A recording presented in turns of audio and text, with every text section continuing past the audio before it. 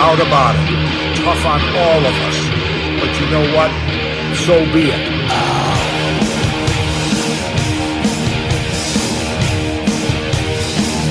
The Workers Club. I love the name.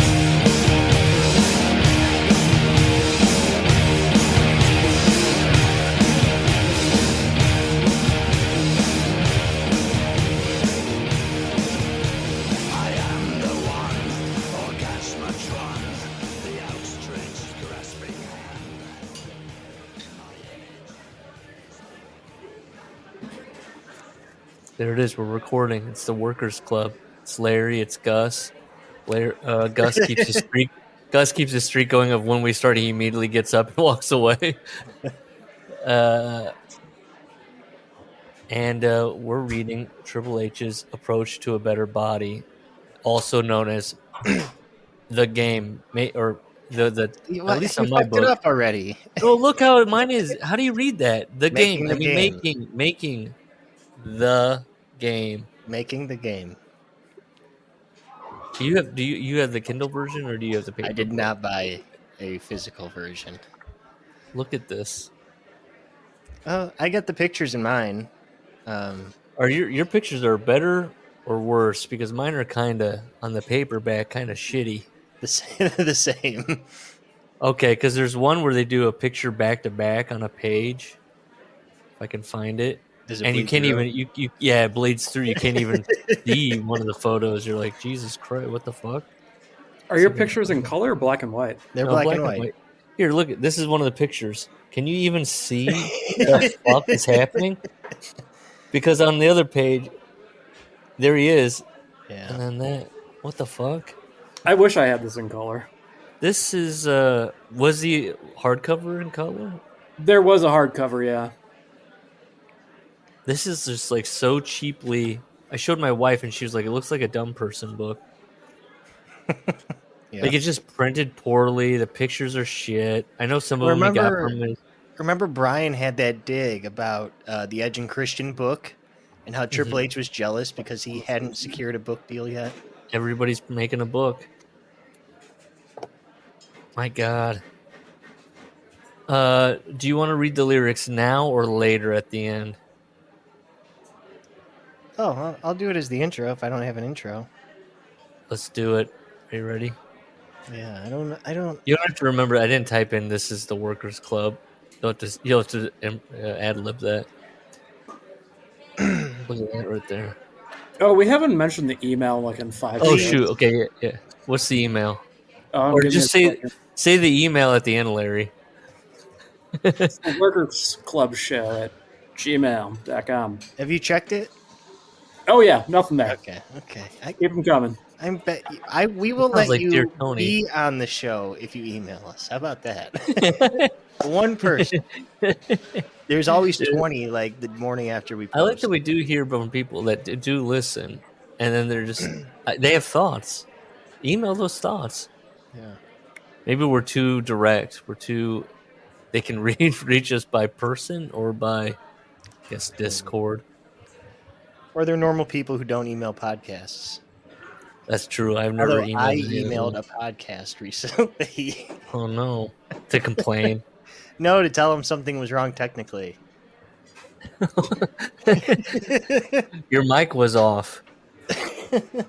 No, they do albums. And I knew the album coming up was like one of my favorites. So I'm like, I can't wait to hear what they say about my favorite album. And the episode drops, I'm driving to work, and the audio is last week's episode. Yeah. You notified them. Oh, I notified him. I think I might know the producer. So I guess I'm a weirdo too. That's the point. Okay. No, you're fine. This is the Workers Club where I am the one, Orgasmatron, the outstretched grasping hand. My image is of agony. My servants rape the land. Obsequious and arrogant, clandestine and vain. 2,000 years of misery of torture in my name. Hypocrisy made paramount, paranoia the law. My name is called religion, sadistic, sacred whore. I twist the truth, I rule the world, my crown is called deceit. I am the emperor of lies. You grovel at my feet. I rob you and I slaughter you. Your downfall is my gain. And still you play the sycophant and revel in your pain. And all my promises are lies. All my love is hate. I am the politician and I decide your fate. I march before a martyred world, an army for the fight. I speak of great heroic days of victory and might. I sound like Lanny Poffo. This is how I read poetry. I lead you to your destiny. I will lead you to your grave. Your bones will build my palaces. Your eyes will stud my crown. For I am Mars, the god of war, and I will cut you down. Wow. Now that is Paul Levesque. Lemuel Killmeister. Yeah. That is Paul Levesque's favorite Motorhead song. So said by him. And he can recite it by memory. Cool. You know, at least he's got a favorite song. I'm still mad about Brian. And that's the lens I'm comparing everything to right now. Is he's still Brian's a guy that loves the second album of Weezer. He's that guy. Larry shook his head. No, there's like some great lost media. I can't find it online. It was a DVD extra, I think, for Mania 21. And it's Triple H sitting in the back with Motorhead. Mm-hmm. And just having like awkward, we know the camera's on, so we got to talk about something. And it was cringeworthy, and I can't find it now because I'd love to see it again. If we could find the Mania 21 rip. But, you know, Lemmy's checked out. Lemmy doesn't care that the camera's on. But Triple H is like, man, you had a great drum solo the other night. Hitting the skins, huh? Well, Paul said in that one interview for a Motorhead movie or Lemmy movie, he was like, yeah, he doesn't like wrestling, so he just sits in his limo and waits for me to come out and like sit with him. Good. Okay. If I had a conversation with Lemmy, you'd hear, "Hey, when are you gonna cut those growths off your face? Get that shit off your face. It's fucking. I don't like it. It's disgusting." I said the same about Cody and the one by his eye. Yeah, sure. Get that lasered off. Yeah. It's unsightly. What are we doing? What is on Lemmy's face? Honest to God, those two I've heard things. him talk about it before. What is it like? They look like boils, but they're not. What is he, Bukowski? They're moles. I don't know. Oh my God! No, any dermatologist would be like, brother, no, too much. They look like two small testicles just hanging out. I'm glad you brought this up. Thank you. There are some lyrics in that song that are like, "Whoa." Is this out? Because he's just like, it just really speaks to me. And it's like, which part? The politician, the lying, my love is hate. What are we talking about here? What's going on? As a young man, Paul's like, this is me. Yes. I wish we knew more about the parents. Dude. Because we know so little about Paul Levesque, the person, because he's a kind of like a basic guy. And I know he's not going to write a book that's like, I'm a craven, conniving asshole that, you know, like I'm a grasper. I seek power and I will always choose that over anything else. Like, he's not going to write that book. So he wrote a book, and because you can't really talk, he's not going to be vulnerable in it. He's going to want to look as cool as his whole thing. I'm cool. I'm a badass. So then you got to fill the book with, this is how many reps you do on a calf pull. Like, that's what's calf pull. Yeah, I made one up. You know, I'm doing a tri curl, and that's what's, you know, this book is half training regimen from him, and then half kind of him lazily talking about, when was this published? 2004? I feel like it was 3 or 4. So he's in it at this point. Like, he hasn't even begun to hit the, like, where people are over him. He's in it. he's writing the last bit of wave of books being published. Yeah. But they went kind of crazy, for. I know because what did I get this with? I had like a teaser book, and it had 3 different biography excerpts in it. It was Superstar Billy Graham, Jerry Lawler, and maybe Regal's book. And this all out at the same time, and then Guerrero's and Benoit's they pushed out super quick.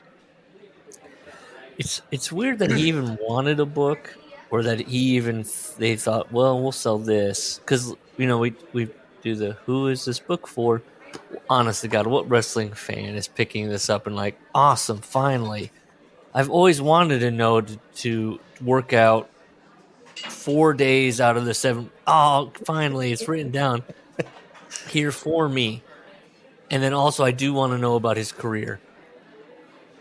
I don't know. I mean, maybe there's got to be at least one, right? One fan who was not only a Triple H fan, but this like turned his life around. Oh yeah, there's definitely somebody out there that picked this up and was like dedicated themselves to it. I'd like to think that person exists. Now, if that person ended up in the WWE, Triple H would bury his ass and correct. Be like, you fucking Mark. Look, I didn't have a tinfoil belt. Oh boy! Oh, we'll get to it. The way there are little crumbs here where you can then take that and be correct. like, you can extrapolate them out. What's going on with this man and his mindset, and how he wants to be perceived, and how he really is. And now we also have. I mean, at this point, we have the whole history of his life, and the people that he's buddied up with, and the people he's decided not to push. I don't know. He is a fascinating person. He's not a sex pest like Vince that we know of. But number 5 on the list, working out's gonna get you laid. That was weird. Trust me, I know. So forced. That dude, forced. That's dude. This is his whole thing. Dude. My whole life is just working out and wrestling and all. Like, even Mick Foley was like, I was trying to get laid. Like, he was like, I wanted a girlfriend so bad. But, like, Paul... Listen, this is how much of a psycho he is. Who was the first long-term girlfriend he picked? China. Just because she would work out with him. That's a sickness. I would be able to speculate. It's not... Come on. She's a lovely lady. No, but I'm just saying, being that into one thing that you have to then grab another within your scene thing. Yeah, that's like that. I mean, being out in Colorado, like there's definitely people like who their whole personality and like dating personality is like, I only date people that climb. They call them 14ers, right. Which that just sounds obnoxious. Oh, it is. It absolutely is. Like that's the whole personality. Like, oh, you're not a boulderer. Well, oh boy, I don't have any other interests, so have fun. Goodness. Well, when I was talking to you guys about I was watching wrestlers shoot on Paul, and Mark Jindrak was talking about his days with riding with Randy Orton. He was going to possibly be in Evolution, and. He said, Paul always groups Rick in with him, but Rick never had a problem with me. Rick, we would all ride together, and Rick would be talking to Randy and I like young guys about girls and about this or that. And then we're in hour 3 of the road trip, and Triple H still wants to talk about hot tags and arm bars, like the X's and O's. And it's just like, dude, come on, like stop already, like. What is the? And I was just like cackling that he is that guy. Like he is so and then as we'll get into it, he presents himself as a guy that's like, I'm not like, I just so happened to, and I thought I would just take my resume. I don't know. Like he's so motivated and so he's a planner, but then he's kind of like, I just happened to. It just yeah. It's all about bodybuilding, actually, when you think about it. Do you think that's why they went with this hybrid approach for the book? Because he's just so, like, vanilla or like? I think it's a combination of that. Yeah, he's vanilla. He also can't reveal too much about himself, especially in 2004. What's he gonna say? Even though at the same time other wrestlers are like Rigo's like, I'm a drug addict, help, and then John Moxley, Dean, my dear boy, fetch me my GHB. That's right, dear boy. Just a little bit, just a touch. And then Mick's like, I'm horny, so horny. I'm not gay. Everybody else is writing these books. Like if you told me like Triple H, yeah, I'm shocked. Like don't bother, or just put out a workout book. That'd sell. Would that have sold as well though? Well, listen, they put out a fucking JR cookbook. Who bought that? Steve. I mean, not at the time, but like now. Do you think that's Steve what led to him becoming a chef? We'd have to ask him. We'd have to ask him. I don't know. I'd love to. I've never had Steve's cooking. I'd love to have it. I'd love to. And then also, I am going to put a blindfold over him. I don't care. Double down. Try now. Whatever you put in that bowl, I'm eating. I don't know what's going to be. I know he doesn't listen to this, so he can't be offended or be irritated with me. He refuses to listen to anything by his buddies. All right, here we go. Oh, okay. Well, first of all, so it's also ghostwritten by Robert Caprio, who's only written two things: this, and then like some kind of WWF Tales of the Road published book. So he's just in the system. I've seen that one. I couldn't find any interviews, nothing. And let me try to find. And then the reviews on this are just kind of like, it's just like, yes, Triple H is a steroid freak. Like, this is a workout book, but it's about like. I'm trying to find it. Boy, I have so many screen caps. Okay, are you ready here? Yeah. 1 star from Bruce Farmer. Wrestling is fake. That name. Triple H is fake. This book is fake. This was reviewed at December 9th, 2004. I used to be a huge wrestling fan back in the 80s. Of course, I was a kid back then. Thanks, Bruce. So I was a little naive, but today's wrestling has went from pure wrestling to writing books. Ever since Fat Boy, capital F, capital B, Mick Foley wrote his book about his stupid life, it seems that every wrestler writes a book. Rock, Hogan, Flair, Heenan, and even Jerry Lawler. Who the hell cares about Jerry the King's life anyway? This looks like it got edited. It's 3 dots. Yeah. A 3-dotted word. Who collects Coke products? This is in 2004. This guy is going hard. This guy knows. Wow. Let's stick with 100 pages on that. You're all right. You can scream and yell. It's fine. Now Triple H has written a book. Not just any book. Oh my gosh. Why is this doing this on my phone? Not just any book. A book about how to be the game. I don't want to be the game.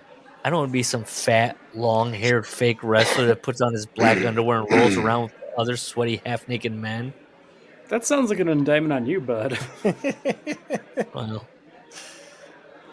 That's a wonderful review. I'm going to go back and read now a 5-star review by Jay Patterson. You don't want to in 2005. You talked about the steroid ones, right? Well, I'll read one on that. Okay. There's another, but I want to jump to 2005, almost a year later. Jay Patterson, 5 stars. A lot of envy, he calls his review. Sounds like Bruce Farmer. Yeah, these guys are going in on each other, and a lot of other people are jealous that they are not in that good of shape. There are a lot of biased reviews. It sounds like everyone who rated the book poorly just doesn't like Triple H or assumes he's on steroids. The fact is, the book has great tips and is worth the money. He may not tell you in detail day-by-day workout plan. He does. However, he gives you the motivation and determination needed to be the size you want to be. It really gives you an idea of how to have an effective workout. Also, how to perform exercises effectively. Triple H takes BSN supplements, parentheses, BSN.com. They are not steroids. Get your facts straight before blabbing, BLABIN, before blabbing jealous fat lards. All right. BSN.com. This is from Willing to Job for a helpful review. That's his name. 1 star. Time to play the overweight game. This is in 2006. Have any of you guys actually seen Triple H lately? The man is obese. I have to admit, before he left on his 4-month vacation back in June 2005, he was in pretty good shape. Then he came back to the WWE on their special homecoming episode in October 2005, and man, he was huge. It looked like he was the one that was pregnant, not Stephanie McMahon. It seems like Triple H has been having too many burgers and not lifting enough weights. It seems to me that the only thing bigger than Triple H's ever increasing waistline is his gigantic nose. I think it's wrong for a guy like Triple H to write a bodybuilding book since he is so terribly overweight. It's like Stevie Wonder writing a book about bird watching. He needs to spend more time in the gym and less time at the WWE buffet table. Overall, I did not like this book because I have no interest in bodybuilding whatsoever, and I'm straight. By the way, the cover to this book is so gay. That's everything. That's a wrestling fan. Like, he watches it so much that he knows all that shit. But it's gay. There were a couple where it's like, what's happening? Where they're like, the pictures in the book are kind of gay. Well, that's true. PJ Loose, 5 stars. Amazing. 2005. From what I understand, this is Mr. Caprio's first foray into book writing. From what I understand. This is a wonderful accomplishment on his part, and I cannot wait for the release of his next book. Mr. Caprio is an up-and-coming star in the literary world. Okay. This is Robert, right? PJ Lewis is Robert, or somebody. Yeah, somebody. Come on now. This is the only review that mentioned Did he Robert write anything Caprio. other than that? Was it just the 2 WWF books? Yeah, that's the only thing I could find, yeah. Okay. He's a great man, generous lover. Yeah. Here we go. He dedicates this trip. Okay, so we start out, Paul, to my parents for all their love and support throughout the years. I figure they deserve something after letting me eat them out of house and home. Because he eats a lot. That's why he's so big. And to every kid who has a dream and has the heart and soul to follow that dream. I'm already over this. I'm not looking forward to this. Here we go. What's wrong with that? It's a good positive. Because I'm reading it in his voice, and he's so as a to person, my mom. He's so performative as a person. You know, like to every thanks for all the chicken. To every kid who has a dream. But then we know that he loves to crush dreams, so it's just empty. It's like he's not like a Make-A-Wish guy. Has he ever been in a hospital outside of his heart attack? Yeah, just medical hospital. Hey, come on. He let Connor the Crusher go over him. Although if you read Justin Roberts' book, that was when we read that moment. Yes, he's scooping his heat. By the way, then they put this. This is the first in any of our books. The author of this book is not a physical therapist nor a dietitian, and the ideas, procedures, and suggestions made in this book are not intended as a substitute for the medical advice of a trained health professional. All matters regarding your health require medical supervision. Consult your physician before adopting the suggestions in this book, as well as about any condition that may require diagnosis or medical attention. The author, World Wrestling Entertainment, and the publisher disclaim any liability arising directly or indirectly from the use of this book. Basically, I'm going to go to my doctor and be like, listen, I started reading this great book. You familiar with the works? You hand the doctor this book and you're like, I need you to read this and tell me if it's okay to do. And he's like, what part? What's happening? I even wrote, because if you look in this paperback, this is the first page of it, and I look at the large text. I was like, is this real? Is this a real book? Oh, this is so shoddily It's so huge. Yeah, Is it like that in the Kindle version? Or is it just like normal? See, I bet one of my pages is one of your pages. Hang on. I don't know how to scroll through this thing. Let me get back to the beginning.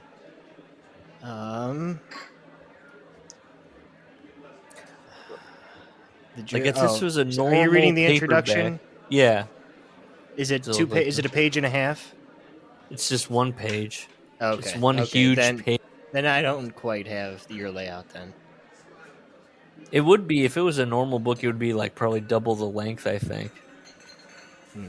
I just saw that chapter 8 is called Training Your Abs. Hey, are your paragraphs indented? Let's see.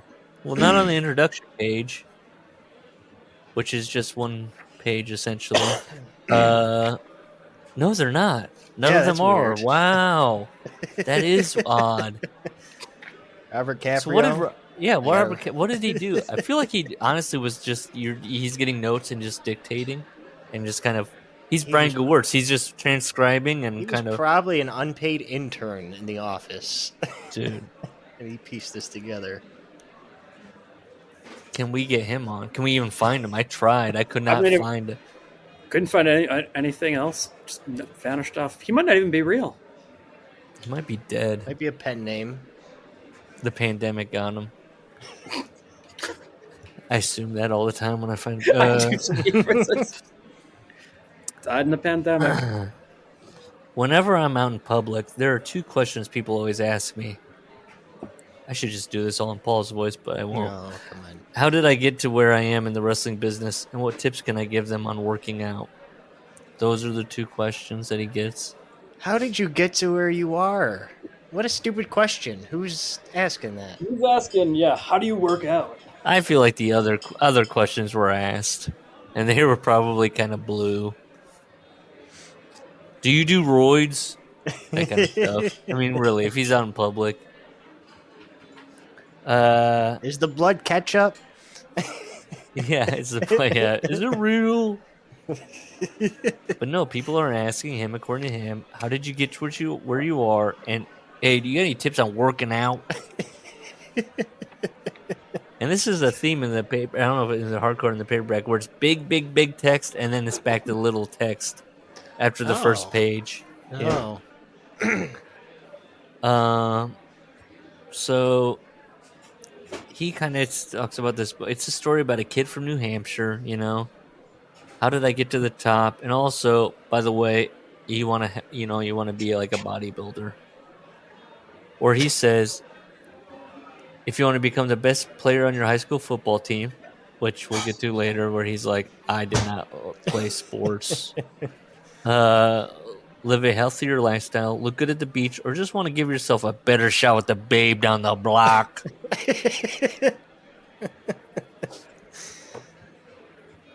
Anything on this? Can we also begin just No. Photos, big photos of Paul posing. Oh, I don't have one yet. Okay. Oh, wow. Yep, that's the first one. And this is probably the best one. If you want to go by the other ones that have him making odd workout faces, like, do you not remember that one that Squared Circle used to like rickroll people with? I think it's from this book, right? Yeah. It is, yeah. Yeah, the Triple H face. So, chapter 1, the journey begins. They were driving around Nashua, correct? Nashua. Uh-huh. Nashua, like Joshua. Yeah, Nashua. Yeah, Nashua. Okay. Joshua. The words. What are we doing? It's 3 syllables, right? No, not where I'm from. Okay. All right. Nashua. Yeah, I'm saying 3 syllables. Yeah, that's right. Okay.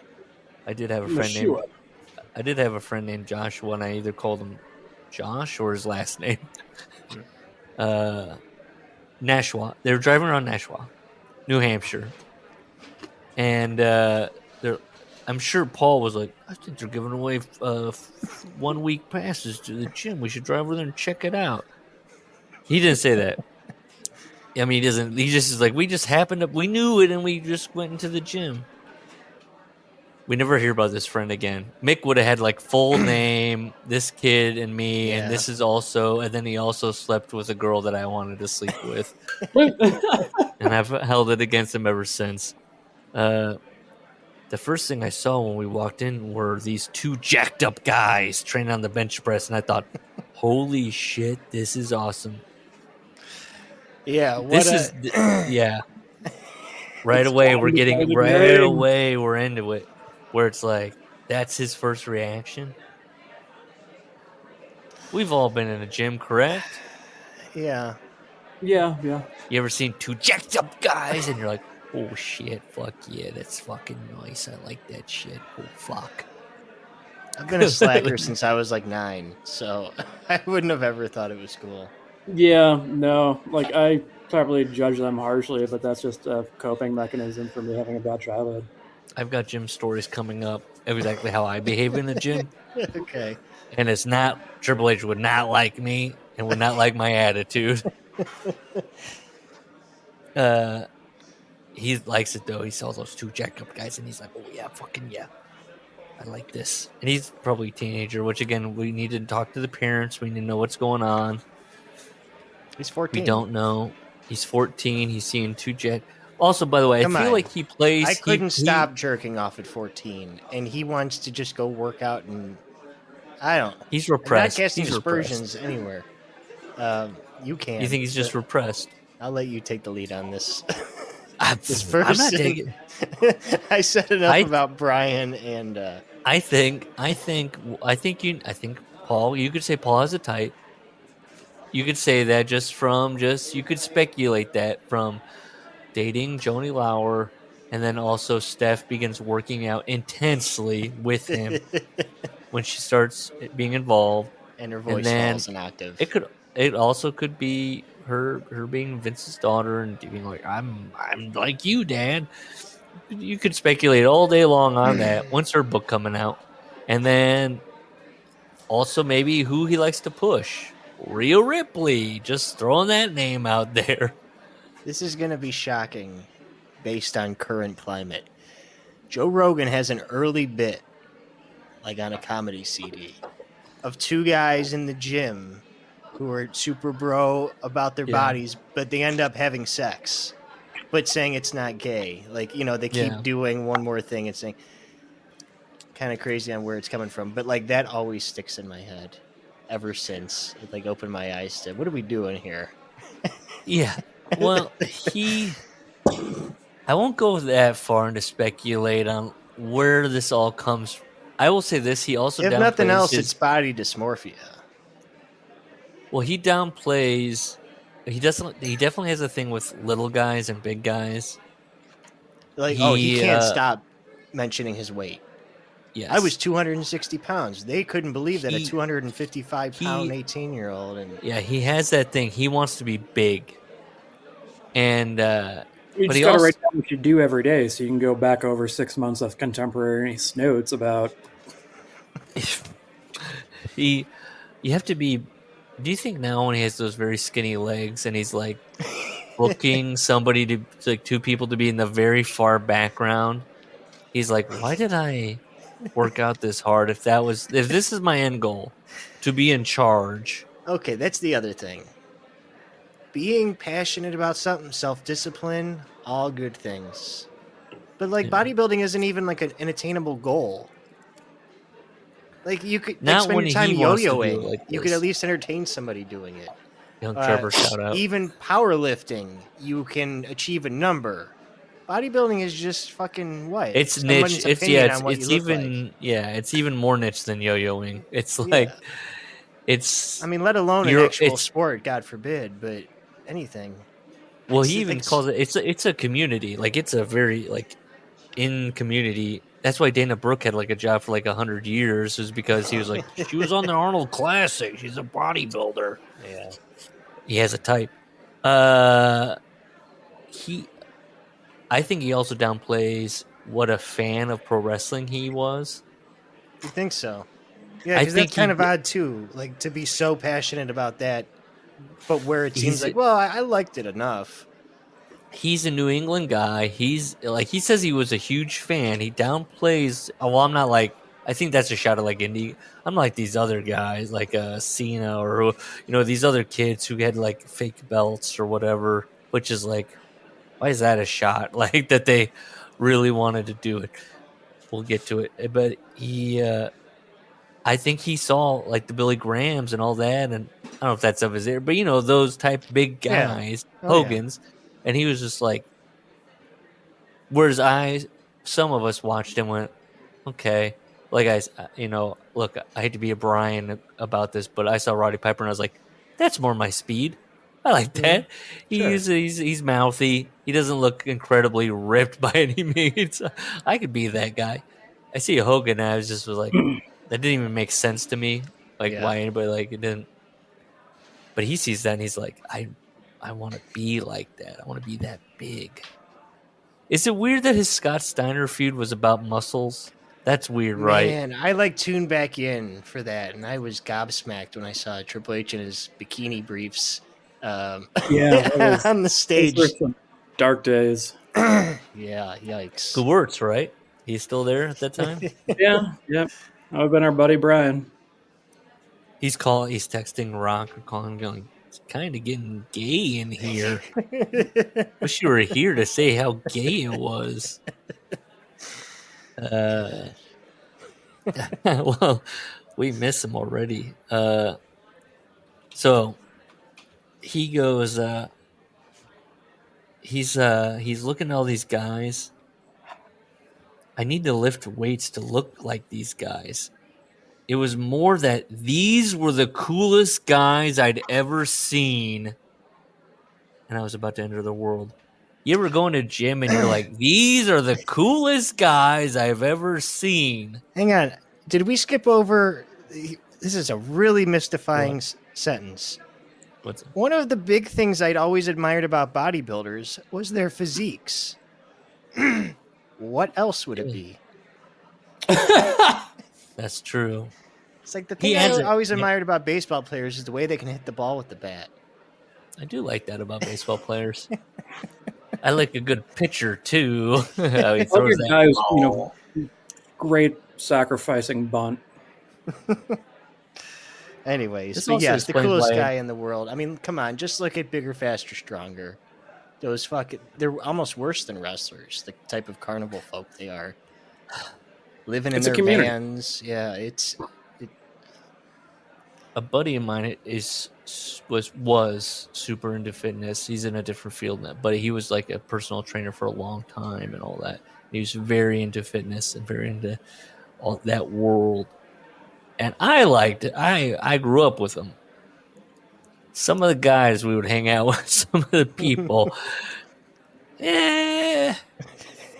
not my cup of tea.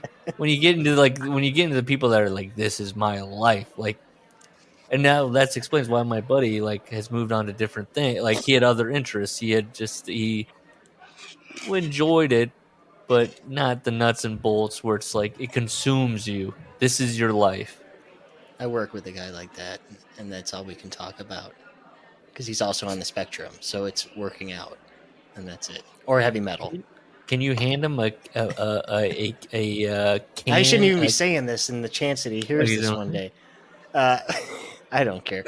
No, it's exhausting. Fire him now. Hearing about how the body metabolizes this and that, and he'll ask me what I'm eating for lunch. I'm like, bro, you don't care because it's going to be garbage compared to he's going to eat 2 pounds of tuna fish for lunch. Yeah. And, I was going to say, just hand him a can of chicken one day. I'm going to go to Chick-fil-A. Oh, no. If I go to a grocery store, he'll ask me just to pick him up some, Did you have rotisserie? Just chicken. It's exhausting. Food is the last thing you can enjoy and feel good about. It really is true. Food is great. this is going to shock you, but I used to text my buddy he'd be like, "Okay, so we're working out tomorrow," and then I'd get off, and I text him after I got off of work, and I'd be like, "Hey, how many beers can I have had before it's not worth it?" And he's like, "I don't know, like 3." And I was like, "Okay, see you tomorrow then." That's what I text. Sorry about that. Had 6. Bye. I'm still going. Good. Yeah, that was kind of. Then he was like, "You need to there's a pattern here." You miss a lot of workouts. But he wants to be around this atmosphere. The gym was Muscles in Motion. Did anybody look this up? I thought about looking up. I assume because it's closed, so I didn't. There's not going to be any footprint on it. Yeah, I didn't go digging. He considers this a hard-core gym. Mm-hmm. Now, the equipment was all done up with shiny chrome and yellow fabric, giving the impression. Oh my god! Impression that it was a frou-frou gym. That's a frou-frou gym. Do you think that's a Robert Caprio word, frou-frou? And Triple H just wrote like a slur. No, that sounds like something Triple H would say, but not know how to spell. It's frou-frou. Yeah. I've never been to any gym and been like, "Oh boy, are you guys even working out over here?" What the heck? Yellow fabric. I think they have. If you've been to like a Planet Fitness when they've got like pizza parties going on. Is that a frou-frou gym to I've never been in a Planet Fitness, but would that because it's got colors? He wants just like steel and chrome. And no one taking selfies. Yeah. What does Triple H think about like people filming themselves? Is he into it? I bet I bet his Instagram is full of workout videos. Jade Cargill's was on his radar. Yeah. I love this. You ever like this is a who is this book for? You ever been to a gym where there are 20 people in the exercise room, but not one of them is breaking a sweat? All the time. Everyone is standing around talking, laughing, having a good old time. This is where I wrote, I like that. Yeah, it sounds nice. It sounds like a community. I would be working out back in the day. Sometimes there'd be older guys working out, and they'd be like, "Hey, beep, beep, beep, beep, beep, boop, boop, boop, boop, boop." And I could not stop my buddy, and I would be like laughing. Tears were like because we're trying to be polite and trying to be physically exert ourselves. But then you hear an old guy just losing his mind. And then, like he would say, like it helps. Sometimes it helps people to like be verbal or whatever, whatever you got to do to get through the day. But like seeing an old guy would just beat red in the face, being like, "Hey!"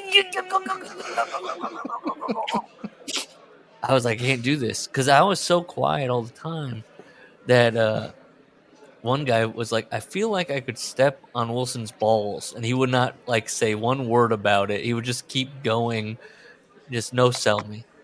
No sell wasn't the term. Mm-hmm. Like I'd use no sell, but he was just like the guy just like does not react. Like I'm not going to make a scene in a public place.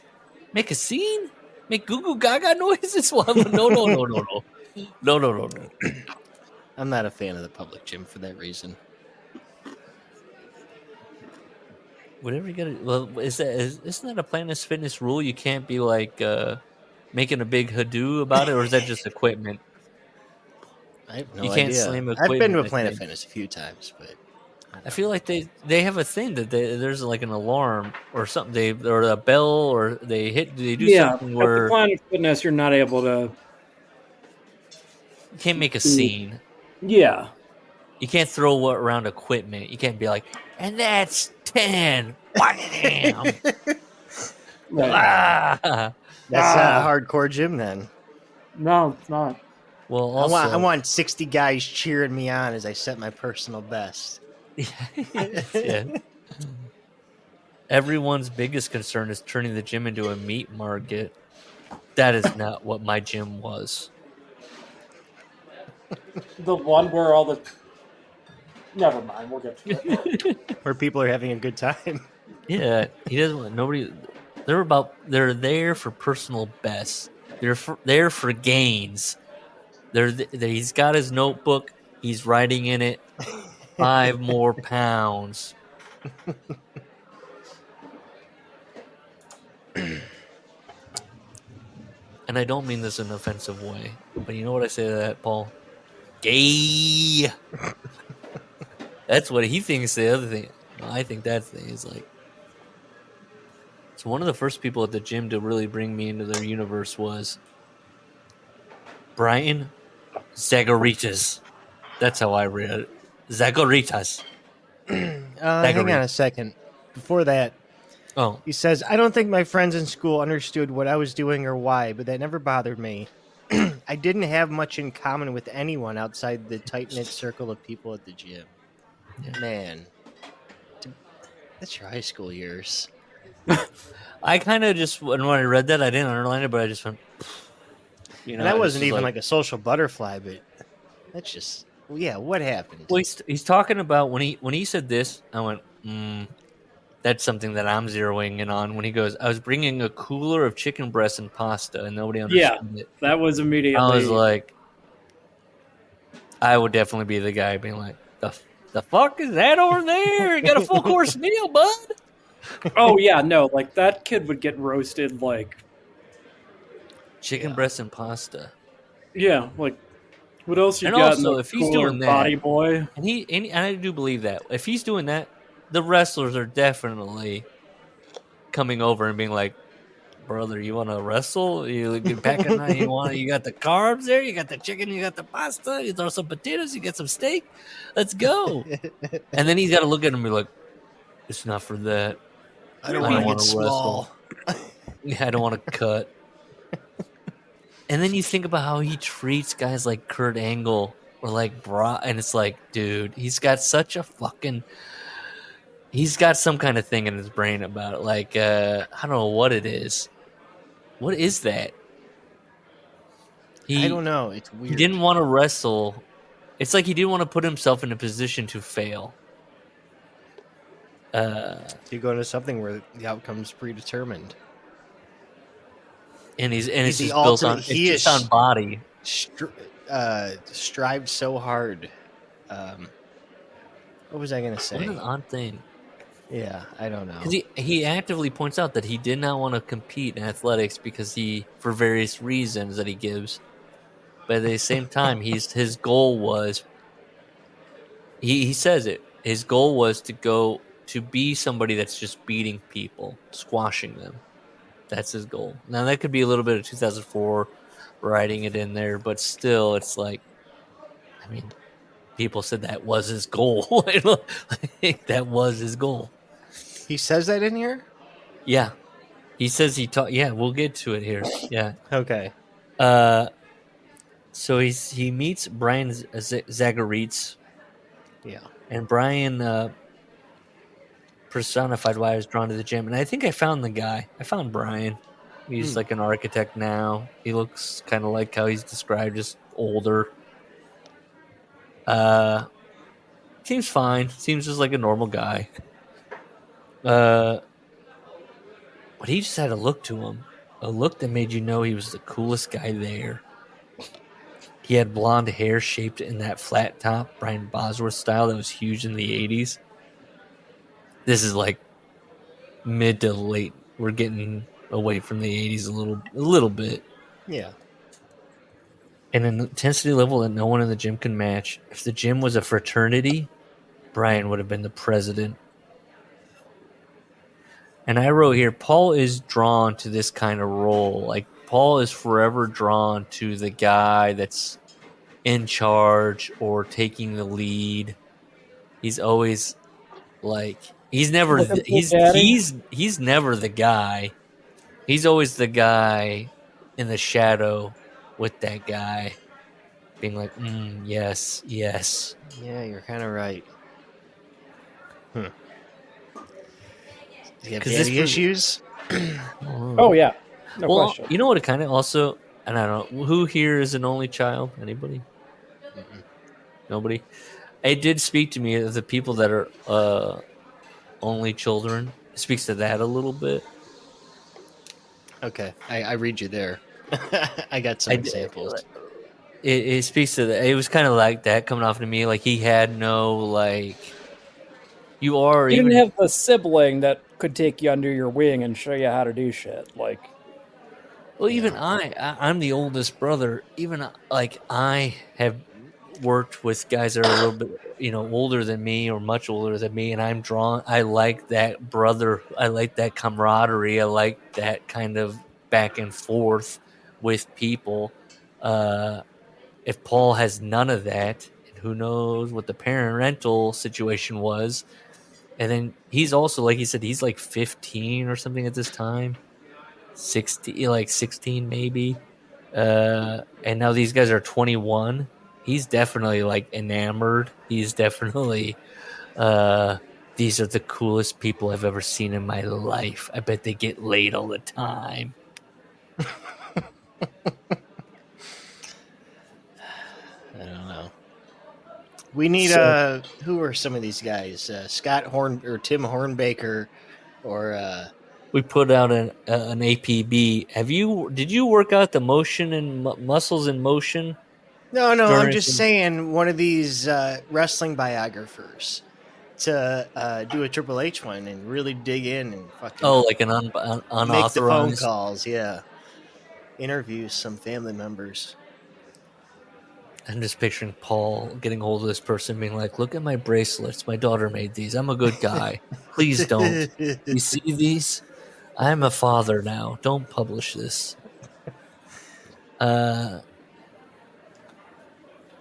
He is going to work out with the guy, and the guy never shows up. And so Brian, his hero, is like, I'll work out with you if you wait till I'm off my shift.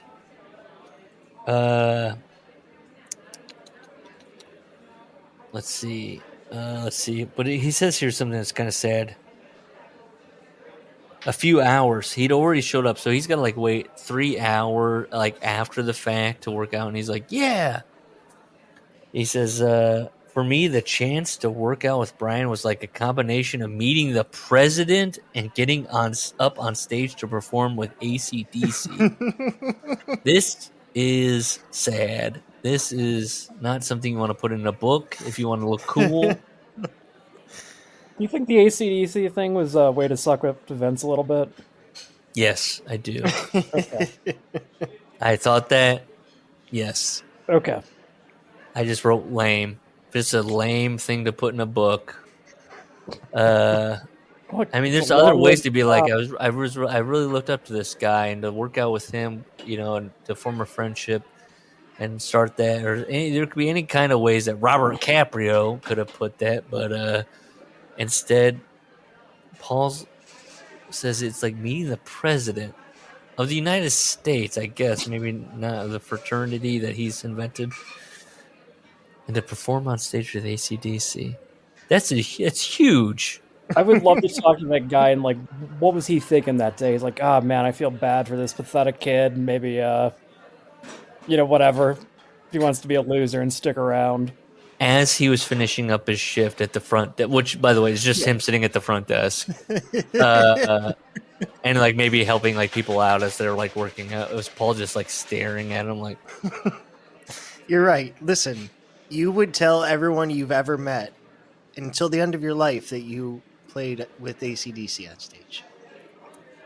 So he's saying he would do that for this guy too. Did you know I once worked out with Brian Zagarites? Zagarites. Maybe that's why everybody's always annoyed with him in the locker room. He's always like, yeah, but one time I did this pump when I was 15 with Brian Zagarites. It was intense. It was crazy. And Vince is looking at him like, who the fuck is Brian Zagarites? I did the same hardcore, high-volume sets as he did. Wasn't a frou-frou, Jim, I'll tell you that. Just, older men mentoring young boys, and so everything's fine. The training session that followed was a gut-wrenching test of perseverance. Brian outweighed me by 100 pounds, was making me do the same hard-core, high-volume sets as him. And so Triple H says he hangs in there. I was in with the guys at the gym. How old do you think he was when he got introduced to the guys in the back of the gym? Oh, boy. 14, 15? Well, Pat Patterson wasn't there. That comes later. Those are different guys in the back of the gym. I'm talking, guys who might sell you stuff. Oh, those guys. I was thinking of a guy I know that knows another guy who he's like, the gym is a playground. It's great. I didn't know that. Yes. I'm guessing probably by like 16, 17. He was doing his bodybuilding shit like teen, right? I think I have it noted because he says, and then the next year I weighed 140 pounds heavier. And it's like, that's insane. Okay. But those guys are all like super, like in a weird way, I admired like the super bodybuilding people just from their like pharmaceutical knowledge. Like they're like they got it down to the science. Like, you do it 4 days off and 6 weeks on, and so he was just like a little lab experiment for them. Like, that's kind of crazy. Who are the top all-time knowledgeable? Billy Graham, number one with the bullet. Yeah, but I feel like he was an old school guy. So he was probably knew about drugs you couldn't get anymore. That. I'm trying to think. I want to say Bobby Lashley's natural. No, he failed that liver test. Remember 2006? Oh, did he? I don't know. I was laughing. Okay, so no, Roman's not natural. He's pop. Yeah, come on. Which is like, you can't get as big as The Rock or Triple H. What's going on? Take more. What are you doing? Ooh. Roman. Why isn't Roman as big as like Rock or like? Why are those guys like their skin is like split? Remember what his brother looked like? Imagine if he wasn't on. Is that a red flag in the bloodline that all the family members are getting shorter to the point that they're going to look like they're going to look like Haiti Kid or something at this point? Eventually. Oh, jeez. Really? We're chanting for Solo? Look at that guy. What's happening here? He's so short. By the way, everyone's nodding and smiling in agreement. We are. He's not intimidating at all. If that's sorry to go on a rant here, but if like that's the enforcer of your big bad stable, what are we doing? Well, he does this with his thumb. He gets you with his thumb. Listen, Umaga was better than Roman Reigns will ever Correct. be. Absolutely. What kind of program was he on? Carl's Jr. On shit. Oh no. Oh. He was on a bunch of shit. Mm-hmm. Yeah, it takes all types. I remember Steve Carino talking about doing steroids. Think about that. Steve Carino. Some people's bodies just for the injury recovery. And now he's on the Carl's Jr. Is he? The Culvers. Body type has stuff to do with it. I've heard Dave talk about this enough, genetics, but if you just naturally don't have a build, like Tom Zink used to say, he could take steroids and not work out and maintain his physique. I was thinking about that while he was writing about different things, and I was like, yeah, is he one of those guys that... But then again, I remember Dave always saying Triple H had very small wrists and thus probably would not be that size naturally. So that goes against your point, because you think he's over here going, yoo-hoo, with his wrist. And if he was, his wrist would be bigger. But he's not. I didn't make this. That's such a weird burn, but like that must like get to him, like because that would get to me if somebody's like, "You got small wrists," like that would. Well, remember, Paul was a guy that wore long tights for a long time because he was embarrassed about his legs, which is, as we know, is the only reason why wrestlers wear long tights is if they're embarrassed about their legs. But then he blew up, and he was like, I'm going full trunks, baby. I'm a main eventer. I respect that, though. I think more guys should follow that example. You should look if Triple H, a skinny 135-pound kid from Nashua, This is, by the way, you want to draw it right now to the main event? Seth and Cody, show us your legs. Show us your skinny ass shaved legs. And sitting next to the Rock, so it's a quad now is the size of his back. The Rock, who Larry and I were talking about earlier in the week, was wearing like the Adidas swish pants, the full tracksuit. Yeah, good look. That's the final boss. What if he, dude? If he came out in the Adidas tracksuit now, there would be 100 posts about what a callback, the ultimate final boss costume. Oh, everyone's saying this is the best Rock's ever been. I mean, I don't even know now. Multiple times. Now Brian has worked my brain that I'm thinking, was The Rock ever good? Hey, listen, I'm on that train all the way. I was never a Rock Yeah, guy. no, I am actually very... And I didn't even I didn't even really like The Rock, but I was like, well, he's better than the other guys. But now I'm like... He was never, if it's his booking or just Brian writing, he always got opposite reactions. Because as a babyface, he was too much of a fucking smiley asshole and people would boo him. Yeah. And then when he was a heel, he was a fucking badass making fun of the faces and everyone wanted to cheer him. He never had a run where he was, I don't know, getting over the way someone should. In wrestling context, obviously. And I'll draw this to Triple H because I was talking about the book and I was talking to my wife and about like Triple H, and I was like, and I was watching the clips that Gus was putting up in the Discord, and I was like, this guy was a bad guy, but he was like, I'm a badass, and how he viewed himself, I'm a badass ass kicker, and I'm going to stand up to the good guys. It never lined up. It never was. And then on top of it, he's there with The Rock, who's also doing his shtick, or like Stone Cold. Like it never. So many disparate like parts. This just goes into my Vince like just fell head over like into money, just ass backwards. Never like, do you know what I mean? Like nothing made sense. Nothing. Vince is just lucky, I guess. I don't know. Is he? I mean, he is the most lucky man. What do you mean? Like, is he in jail right now? Yeah, just in that time, like nothing. Like that was a time with the quote unquote crash TV. It didn't matter if anything made sense. People were just like on to the next thing. So, like, why is Triple H the bad guy? He's got a sledgehammer, which is like an insane weapon. I feel like that doesn't get talked enough about. Like, no, it's not because like the next logical thing's a gun. So like, I feel like Mick Foley's logic, where maybe about the bullwhip, where if you're not swinging the fucking sledgehammer, you know it's bullshit. Why wouldn't you swing it? Why do you always hit someone with the head of it with your hand on it? And then you put your hand on it and go like that. That's not how a hammer works.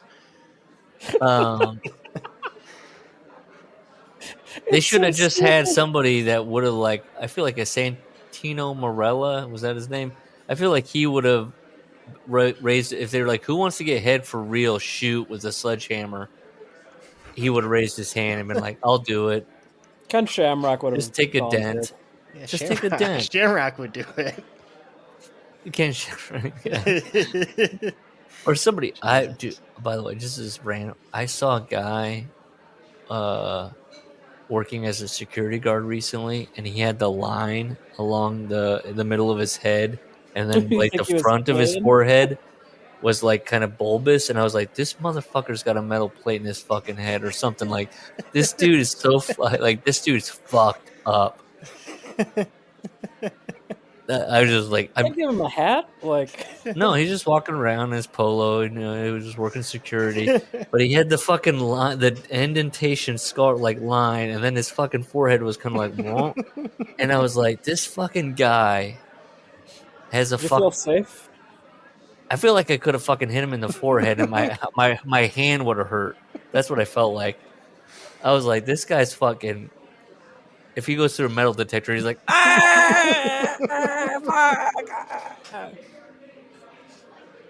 Anyways, I clocked him for like 2 minutes, and then I moved on.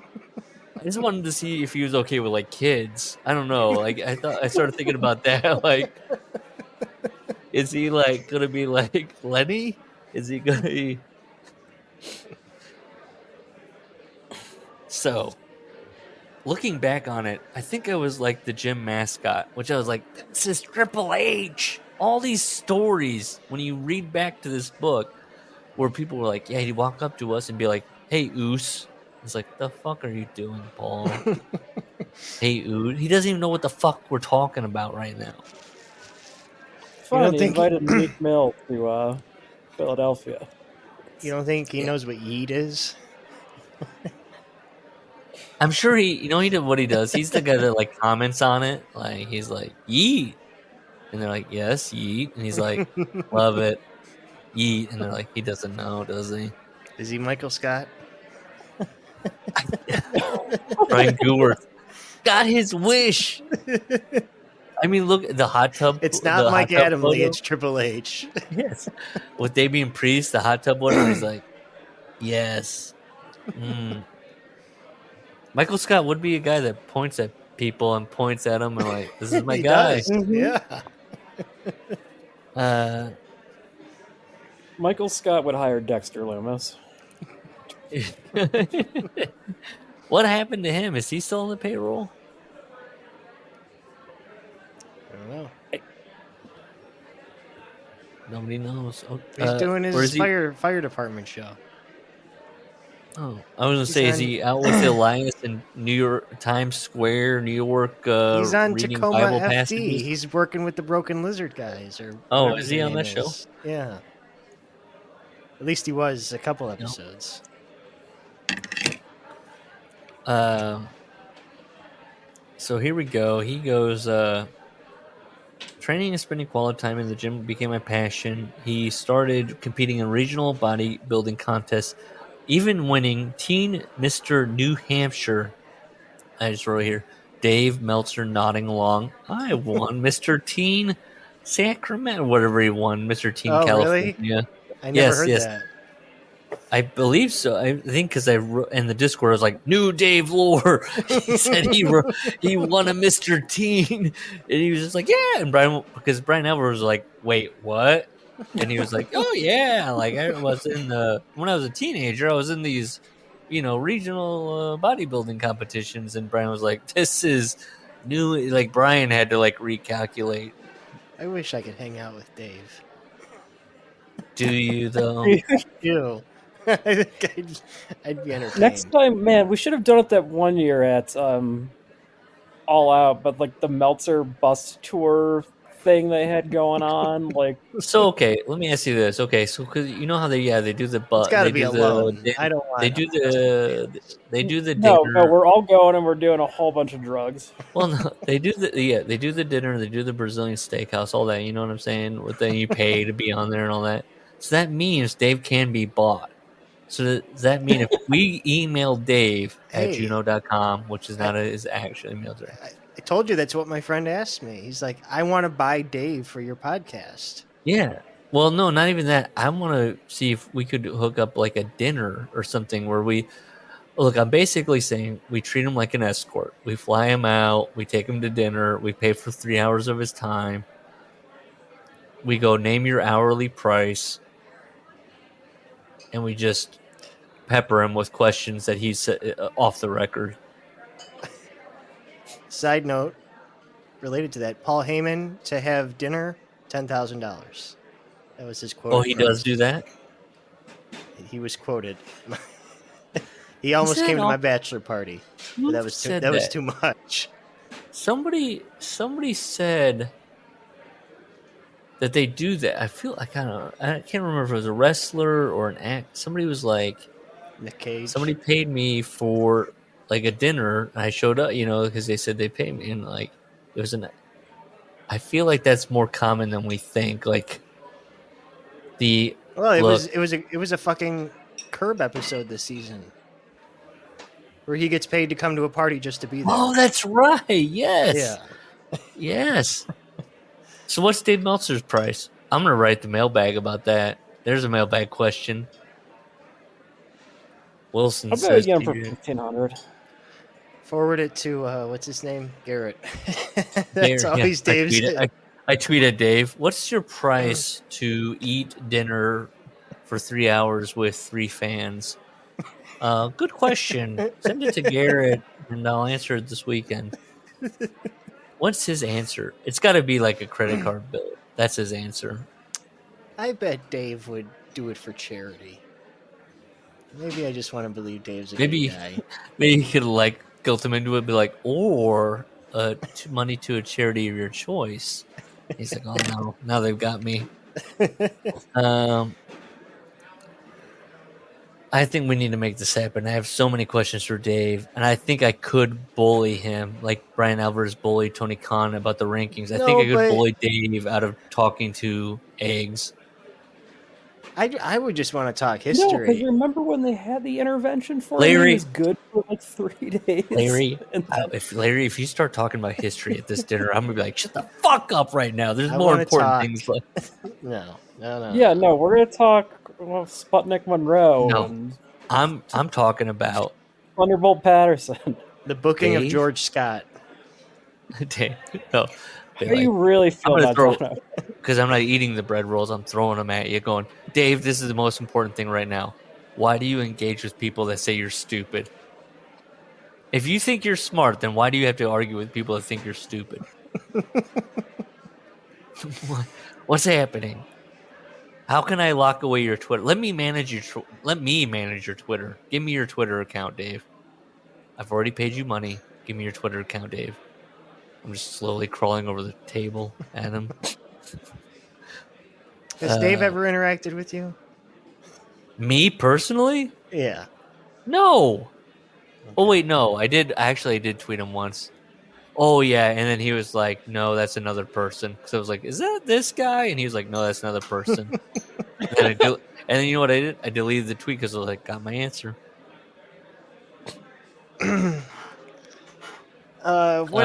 We had a disagreement on the board because Brett was a guest on the F4W board. You're on the board with Steve? I was. Oh, you were? Okay. I haven't been since 2016 maybe. Yeah. Because Bret Hart had done an interview where he sure made it sound like he'd never done steroids. He was playing with the language, and I'm just I've seen Bret's pecs. Yeah. And I called it out, and Dave's like, he didn't deny, and he put me in my place. defending my face, sir. Yeah.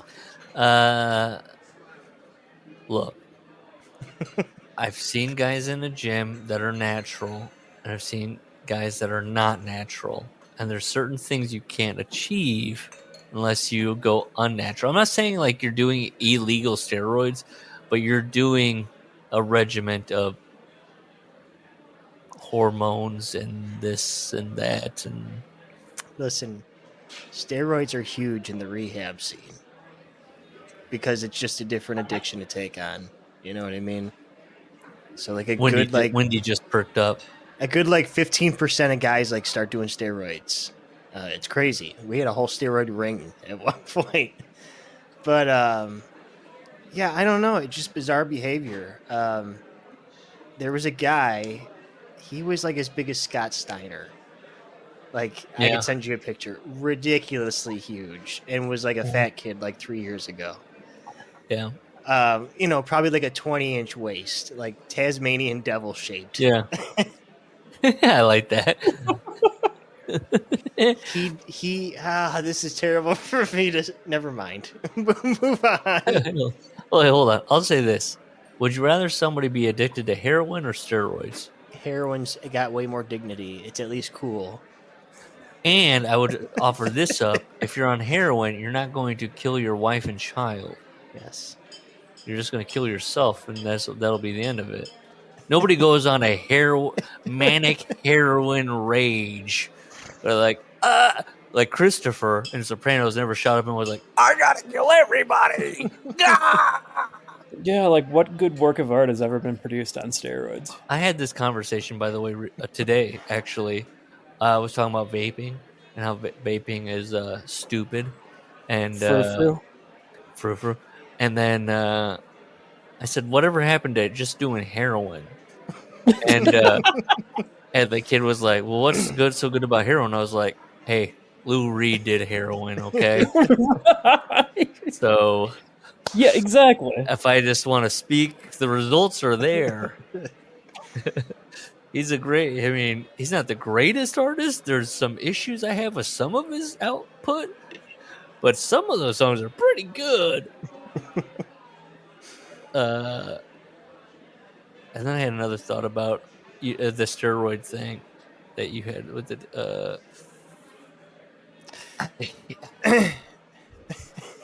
I took pleasure in someone's death, is all I was going to say. Don't take. Well, I was going to say don't take pleasure in that, but I feel like if some of my enemies passed on, I feel like if I passed on, some people would be like, yes, all right. Yeah, me too. Good, we all have enemies. At least Gus has no enemies and no. Oh, I've got a shit ton. He's got.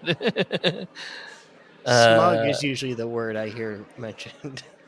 Oh, with you? Have you called smug? Yes. Yeah. Well, look, we're all friends for a reason. Everyone here's been accused of being a little smug, hoity-toity.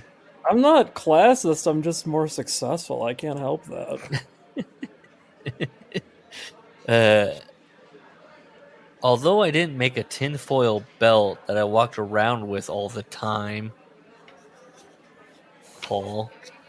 He had a replica title he bought with his newspaper money. I was a dedicated fan. I subscribed to all the magazines and spent my entire Saturday watching wrestling on TV. So he's a fan. He's subbing to all.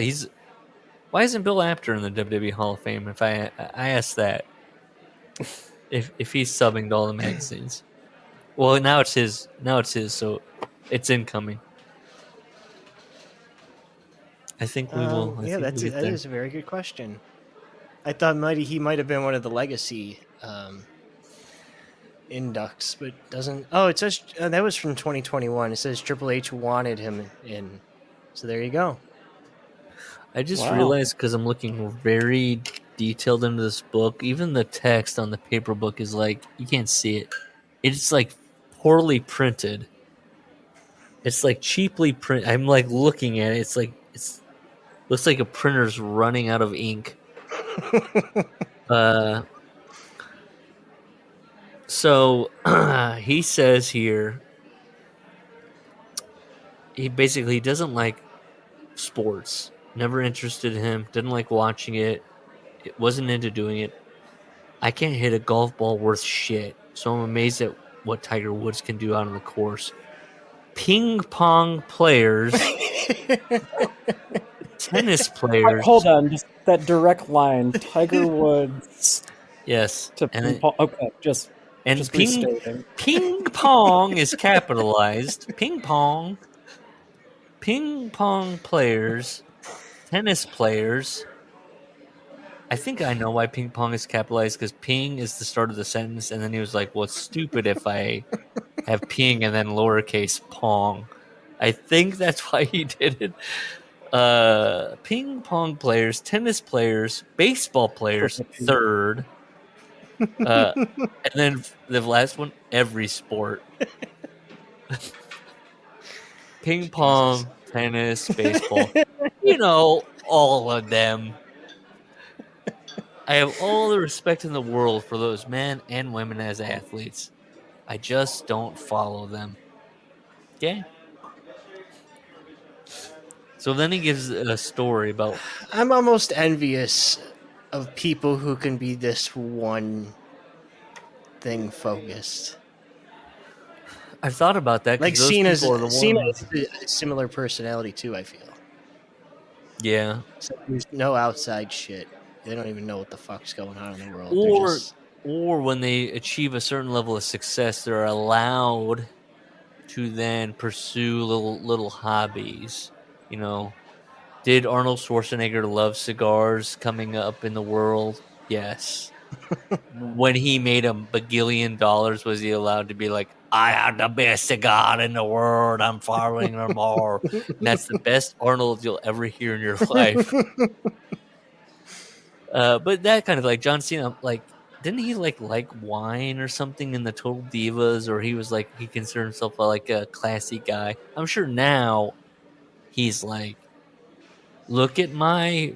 If you were in his house, Wine collection. yeah, look, I If you're I can so be into this. singularly focused, you almost need at a certain point when you've achieved that pinnacle of success to like find that next thing. But what do you think that is for Triple H? That's true, because he has that thing of like it's wrestling, or is the sports thing a Vince thing, like you said, Gus? Is that like I don't really like anything but this? But he's the guy that's always like, I'm at the Super Bowl. Hi, I go with Stephanie every year. I think he thinks he's the ambassador of professional wrestling and that he is serving that god when he does all these other things. Yeah. You guys like this shit, huh? Me too. I know, it would just depress me as a human just to be like, I spent my whole life on this one stupid thing. What if I was wrong? I could at least have some backup things I also did. You're at the pinnacle of what you wanted to. I don't know. We should go to like actors, like Daniel Day-Lewis. Listen, I envy them if they don't feel that, and it obviously leads to good results that you're like hyper focused.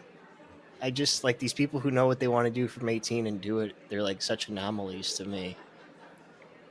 Oh yeah, no, I always think that with that Izzy super fan training to wrestle, it's like you're taking something you liked at 7 and you're locking that shit in to be number one for the rest of your life. And what happens when you fail? What happens to all those people that think like that and don't make it to that level? Like, so check this out. Is this why Paul can't stand certain people? So look at like an RVD who's like, I have other interests, but I'm also incredibly good at what I do. And I know he got pushed, quote unquote, but like Sami Zayn has been on the Chris Gethard show talking about his love of punk and ska music. Like he has other interests. Kevin Owens has other interests. These guys are like fans, quote unquote. They became wrestlers. They're very good at wrestling, but they are like, I'm a normal person. Like, look, Kevin Owens, I love to go to the zoo. Fine, fair. But like Paul would look at somebody who's like, do you want to go to the zoo? And he'd be like, why? I could be doing reps right now. You're right, and the guys he looks up to are those guys too, like Flair, or just Well, they know the road and that's it. Although even Flair at least will party. Yes, but then Paul doesn't even have that. That's another weird wrinkle about him that everybody says is that he doesn't party. You can't trust people like that. It's weird. It results in you standing in a hallway while Julia Hart is going like, you knew, and you're just like, yeah, nodding, yeah. It's weird. It's weird behavior that results in you being just like always an accomplice. He's like a guy in a cult, who's always like dragged in after everyone's been arrested. And he's like, I knew it was wrong. That's all I knew. That love is mother love one. Yeah, he's the Archangel Michael. No, that means he makes off with the money. I think he's one of the other guys. I think Father Buddha, I think, was the other. He'd be like the guy. I'm trying to think of the guys in that were like in on that. Like they were like, I'm in on this. Father Multiverse. He would have been one of the women who was like, I'm still doing it with my friend. We're talking on YouTube streams. Yeah. Those lovely. Triple H is so 3D. Those lovely ladies. I admire their hustle. Can we get them on? Fish shows. That's yes. what I'm telling you. Oh my gosh. Can we do an episode with those gals? Burgers Club X. Yeah. I think they're 5D disclosure or something now. Is wrestling 3D? Just ask Matt. So he says, go ahead. Can we? We need to get who's them. reaching? Yeah, who's reaching out? Can we just do this? Can we get them on? They're not doing anything, right? Nobody cares anymore. I could try. Just be like, we just want to talk, not even about the thing, and You can say, you can promote the hell out of it. Yeah, this is You can say all day long, we just want to kind of just shoot the shit. We just want to, want a vibe check. And just I want to talk about Robin Williams. Oh shit! Yeah, he's one of those guys. Was Flubber Robin Williams? Like which Robin Williams was it? Was Stoutfire Robin Williams? I mean, I do want to I do have questions like, you guys were made the face of the YouTubes for a reason. Like you're aware of that, right? Like that was the move. It wasn't the like ginger kid. Yeah, they weren't putting the schlubby guy that was like, "Hey, P, hello," or like the other guy that's like insane. That's like, "Hey, yeah, I'm on coke. Hey, yeah." He's not the face. You guys are going on there selling that stuff. I want to watch that again. That guy was such a character. We talked about this. I've worked with so many guys like that. It's like, yeah. So, anyways, I showed up. I can name off like Leo, Donnie. I know all their names.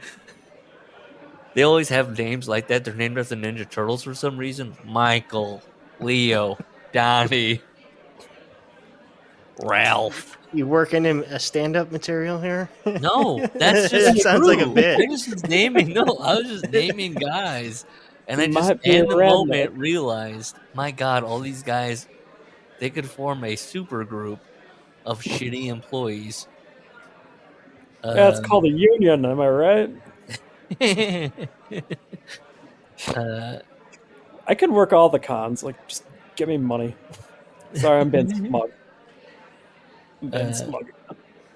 Are you so smug that you don't even know who Dan Marino is? Because Triple H tells a story here where some guy is just hanging around backstage.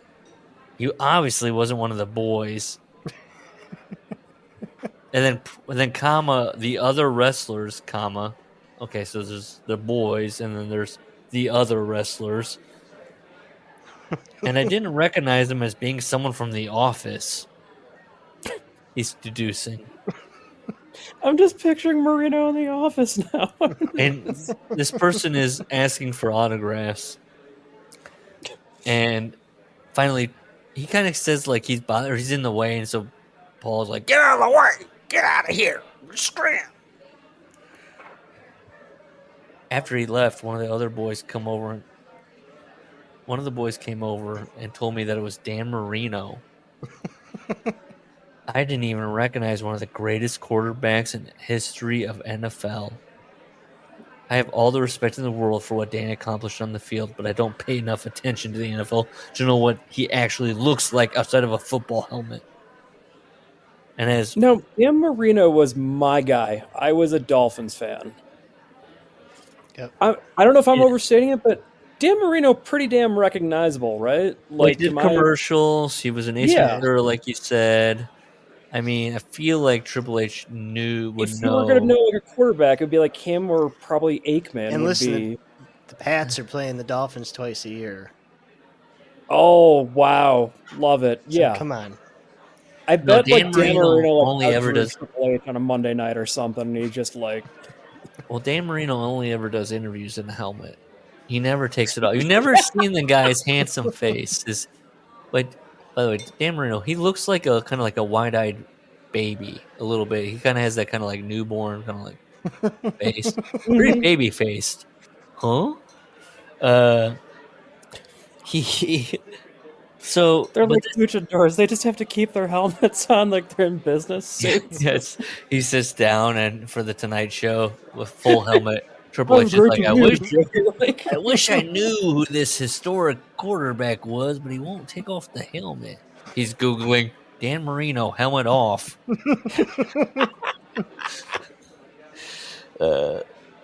He goes, so throw this in the book of coward hey, hang shit. on. Sorry, I'll work this in. One of my bits around the house is to act like a boomer and talk really loud to my electronics. Yeah. But I can picture Triple H do it. I could see him doing this around the house, being flummoxed by new technologies. You're saying, what am I supposed to push? What are you saying? You say things like you're looking at the coffee machine. You go, what am I supposed to push the button? Here we go, brew. It says like that. I like this bit. If it is, if this is the bit, I like and the it's bit. all just chaos. I might steal that bit. I mean, I might already do that bit of just talking out loud with things, going, "What is this? A lift up chair? I got to pull the thing and it lifts me up." No, you just scream, "Alexa, what is the temperature?" Oh, okay. Well, it may or not be my parents. Yes, my mother does have an Alexa, but a lot of times I'll say, "Alexa, play this," and then it starts playing. I'll go, "Alexa, shut up," which works.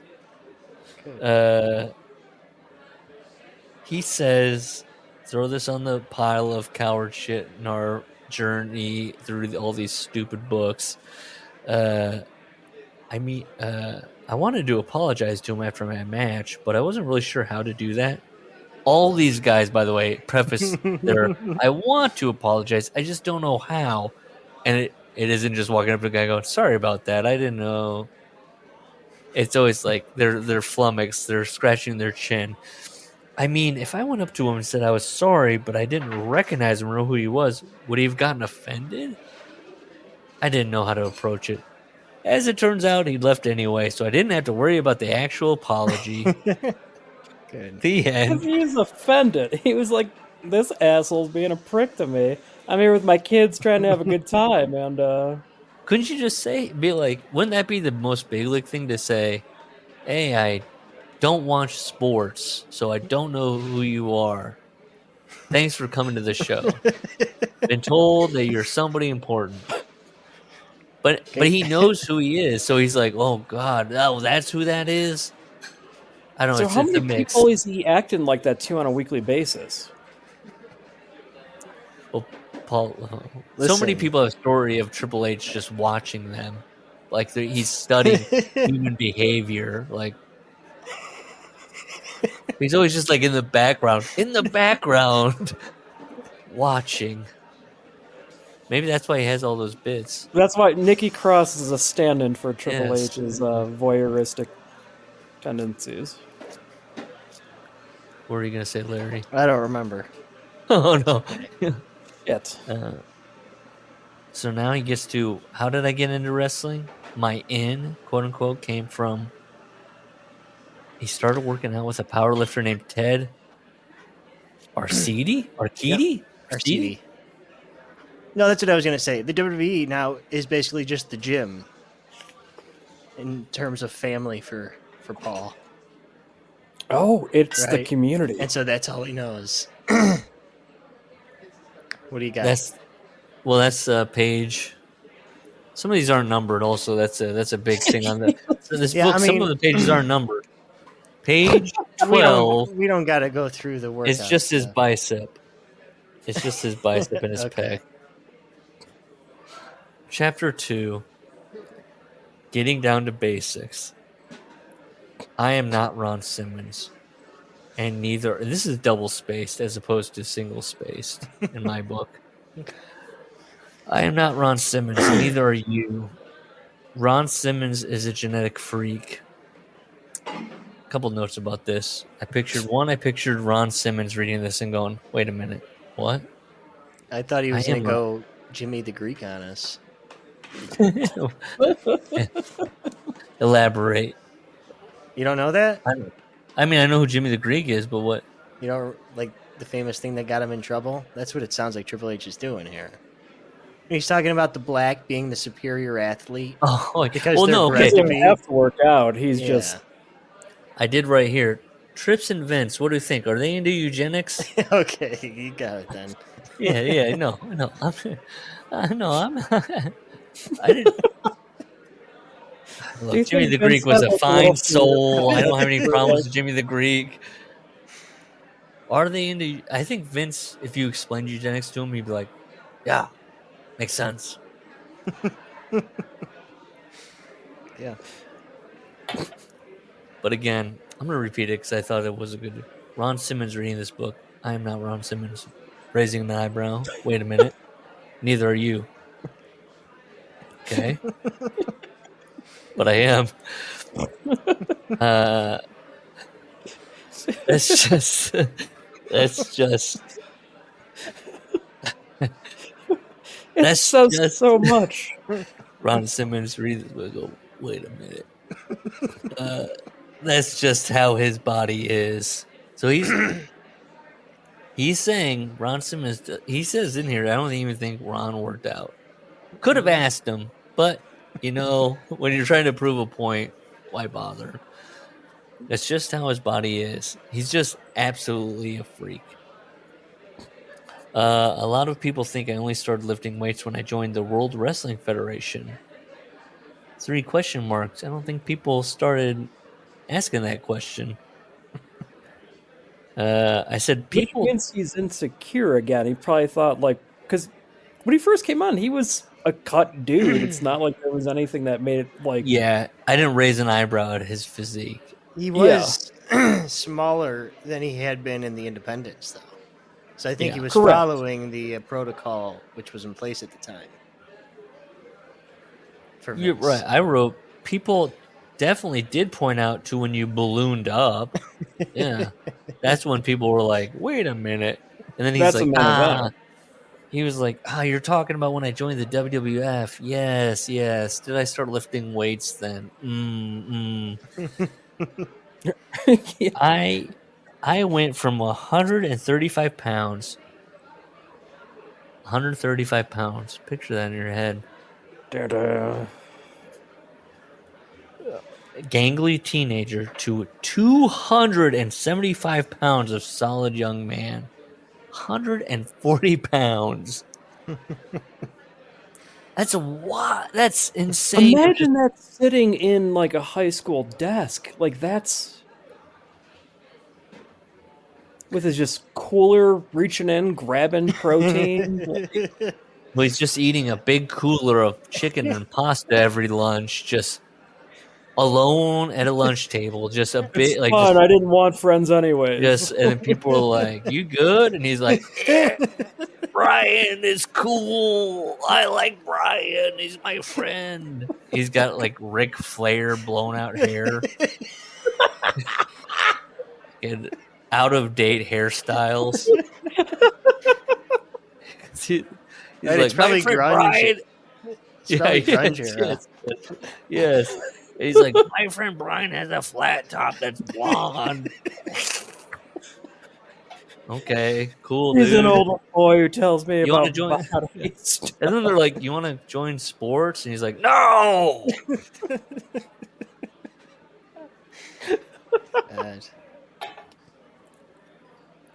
There was like a table of people playing chess, and they're like, "That guy's the loser."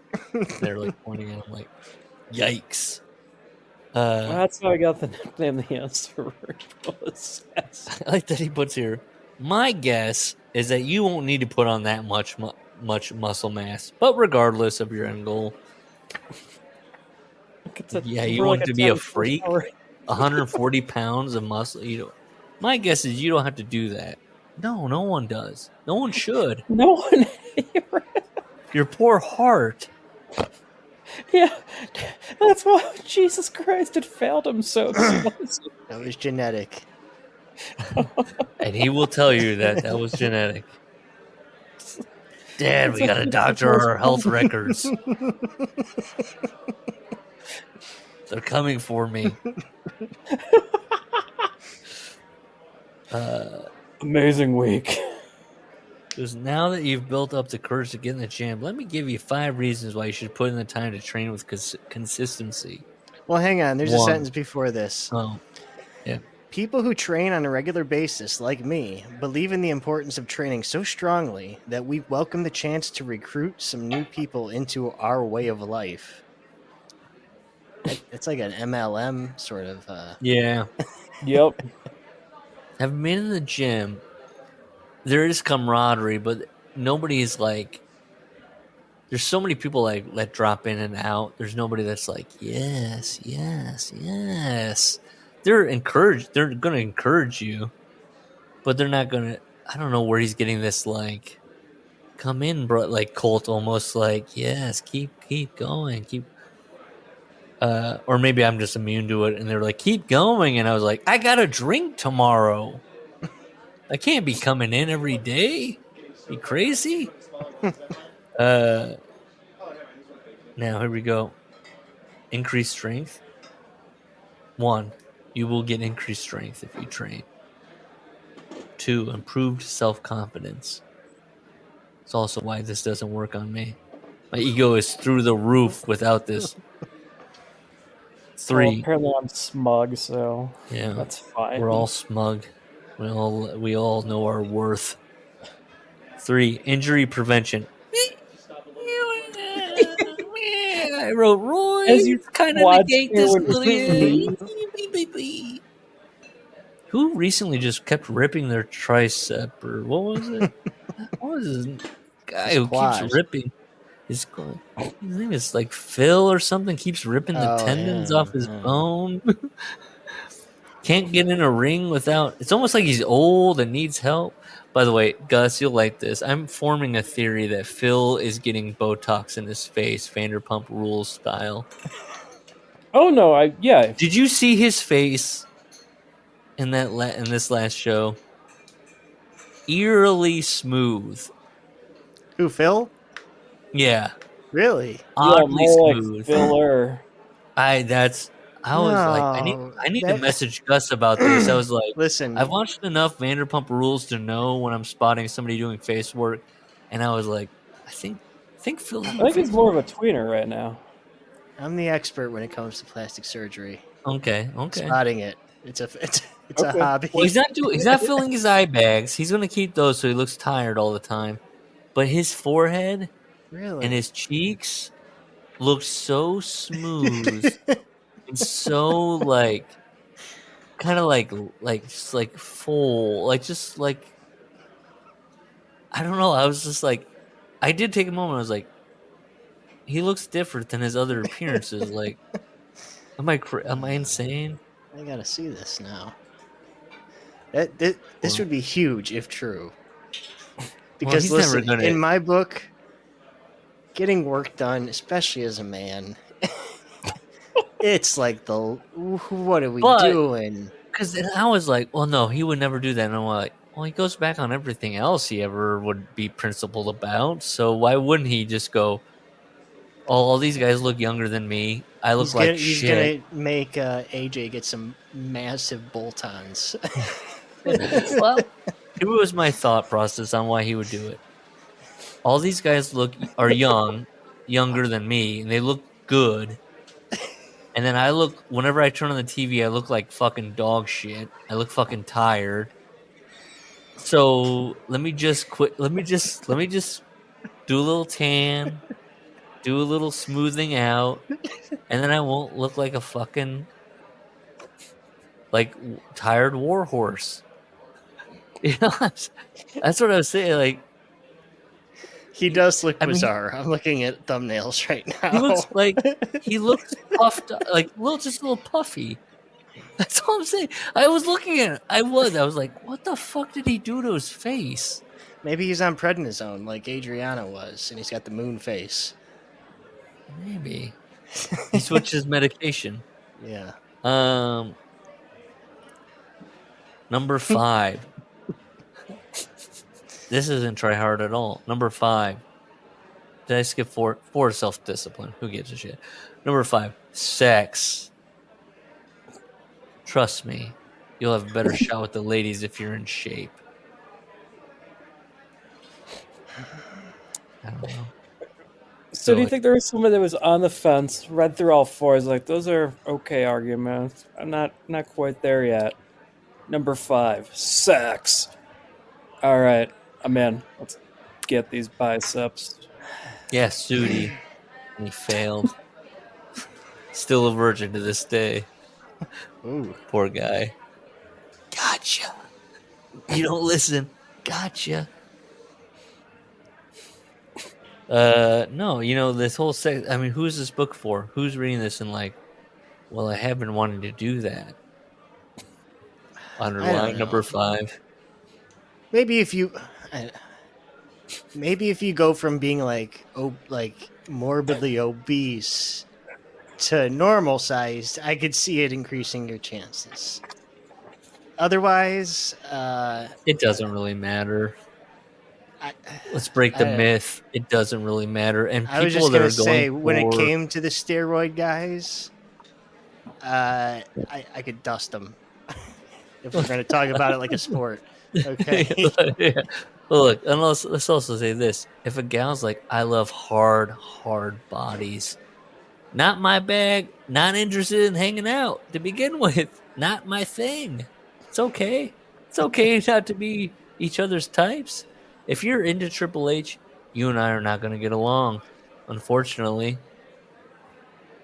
Right? So for him to make that connection where it's like it helps with the first of all, did it help with the ladies? He dated Joni Lauer and then married Stephanie.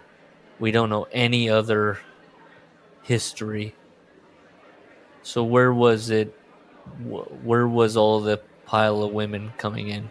And everybody that talks about him is like kind of a nerd. Didn't like to party. Didn't like the ladies. So what's he talking about? Is this him waving a sausage around in the ring going, Sean, it's like our penises. That was kind of a funny skit. I'm just thinking of him in the chef hat. Yeah. I don't know. Think of your body as an engine. I mean, I'm not doing the weird internet father-daughter thing here, but he's made Rhea the new Stephanie / China. Absolutely, yeah. It's so painfully. Yeah. There's no subtlety there at all. Can we talk about Buddy Murphy and his whole thing of being like, I don't like it when people talk about it like we're not together.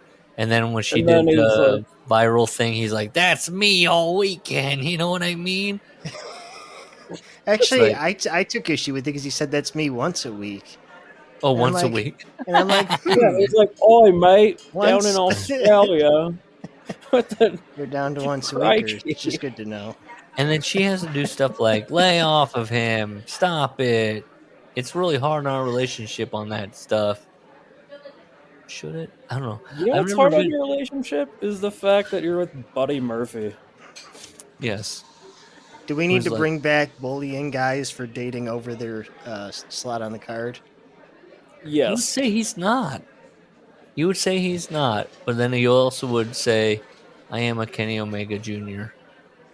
I mean, where's Kenny Omega? How's that working out for everyone? All you can say about Kenny, you can say this and that about Kenny Omega, but say this about Buddy Murphy. He doesn't have a pinky's worth of the charisma that Kenny Omega does. He's got the moveset, but he doesn't have any of that riz, as the kids say. Aura? He definitely, look, if we want to talk about aura, my goodness, Buddy Murphy or Kenny Omega. Is it Aurora Borealis in the Southern Hemisphere, too? I don't think so. Look, but if the quicker Buddy Murphy just accepts that he is it's like I say all the time, wrestling's the same year after year, decades on decades.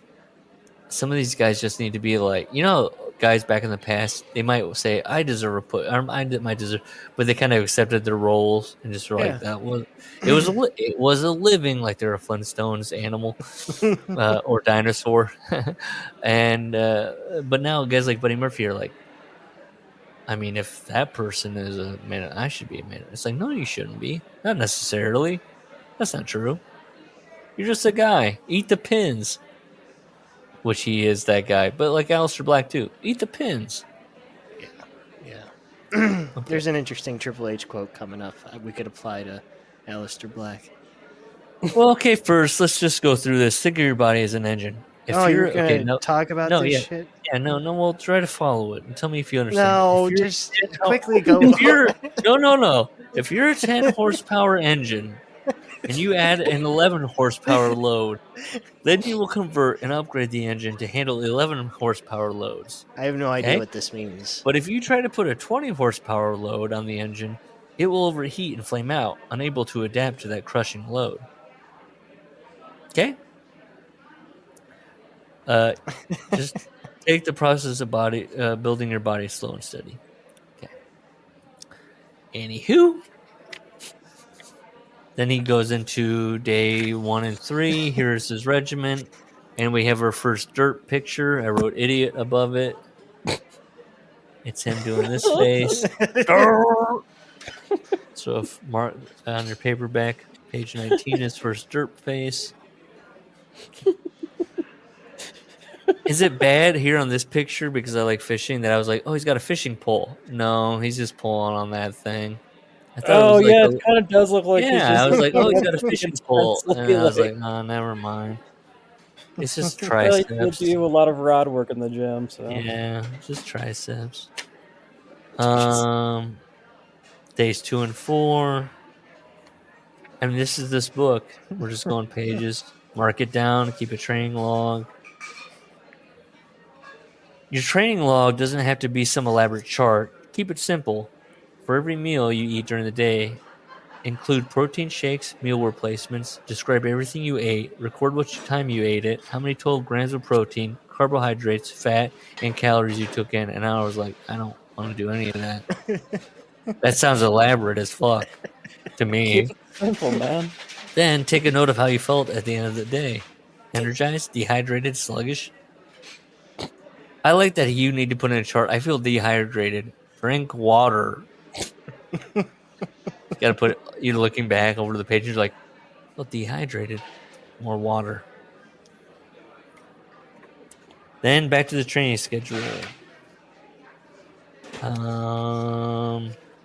Chest, shoulders, reps. Anybody have notes on any of this stuff?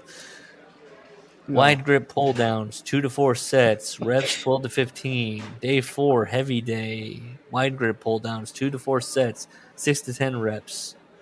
Oh, page 32, and I had to write 32 because, again, it doesn't have page numbers on some of these. I wrote these faces. Look at this guy's face. Holy shit. Like, that's just waiting for a dick. Like, can I get this guy's face? Oh! Somebody had to have been fucking with him. Like, this is just, come on. Larry, look at this mouth. I know.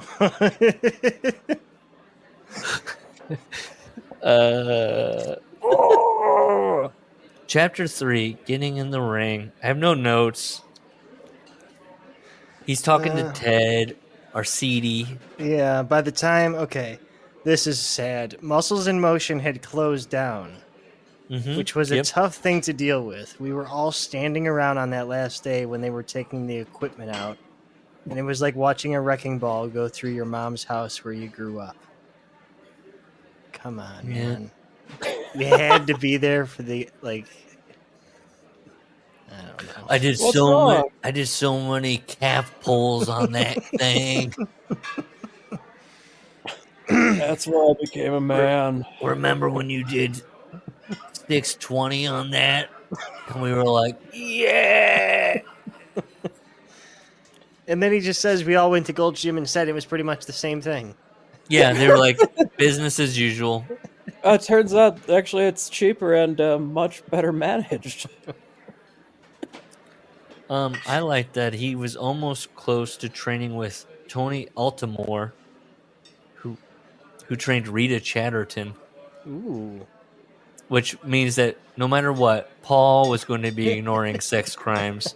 No matter what path he took in life, he was always going to be keeping his eyes and head down. They go to Gold's Gym. It's the same thing. In fact, Paul just becomes the manager of the Gold's Gym. And then he does this thing again where he's like, I was going to work at Tony Altamore's, but, I couldn't get Killer Kowalski's number, but a friend of a friend got me the new number. This is China, right? Well, he talks about a girlfriend, doesn't he? Is that what you're saying? At one point, he talks about a girlfriend. That's after he trained.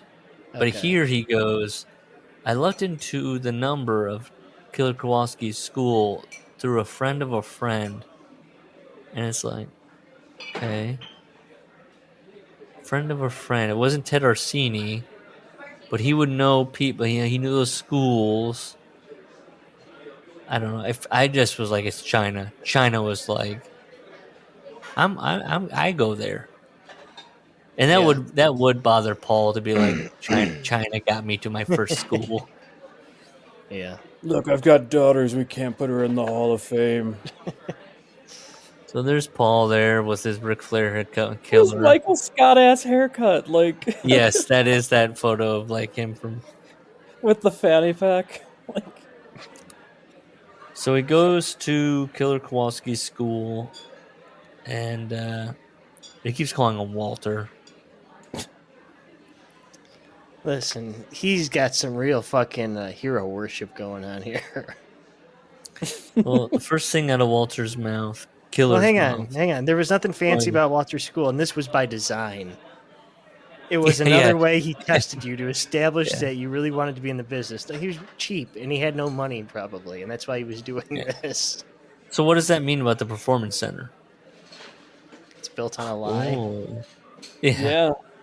You should be getting trained by some meth-addicted guy who worked Buff Bagwell once in 2004 and wrestles around San Antonio. That's who should be breaking you in. Bill DeMott would still be there if it wasn't for Kenny Omega and his feelings. Making him do atomic sit-ups. Or whatever it was. Wasn't it eating a donut out of somebody's ass? Who? What? Bill DeMott. Oh, yes. No, we'll get to that about how he feels about training. Yes. And it's like, hey, I feel like this was happening in NXT, and you were like, I don't know. Is it? When I introduced myself to Walter, the first thing out of his mouth was, I'm going to try to do Killer Kowalski here. He's Polish, right? Yeah. Oh, no.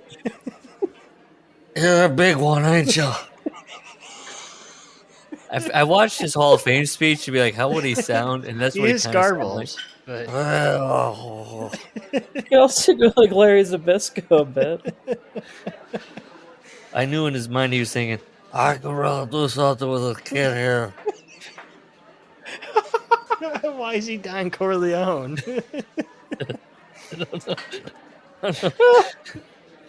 By the way, he's like, Paul says he was used to working with a bunch of skinny kids trying to be wrestlers, and here I was, 6'4", 260 pounds, ready to go. Everyone now this begins this. Everyone is skinny to Paul. Yeah. If you're not absolutely jacked up, as he saw when he was a kid, his foam cooler around to his class in high school, and he just reaches in during class. It's just chicken. Dude, a cooler. He said he brought a cooler because you got to keep the chicken cold. Well, salmonella.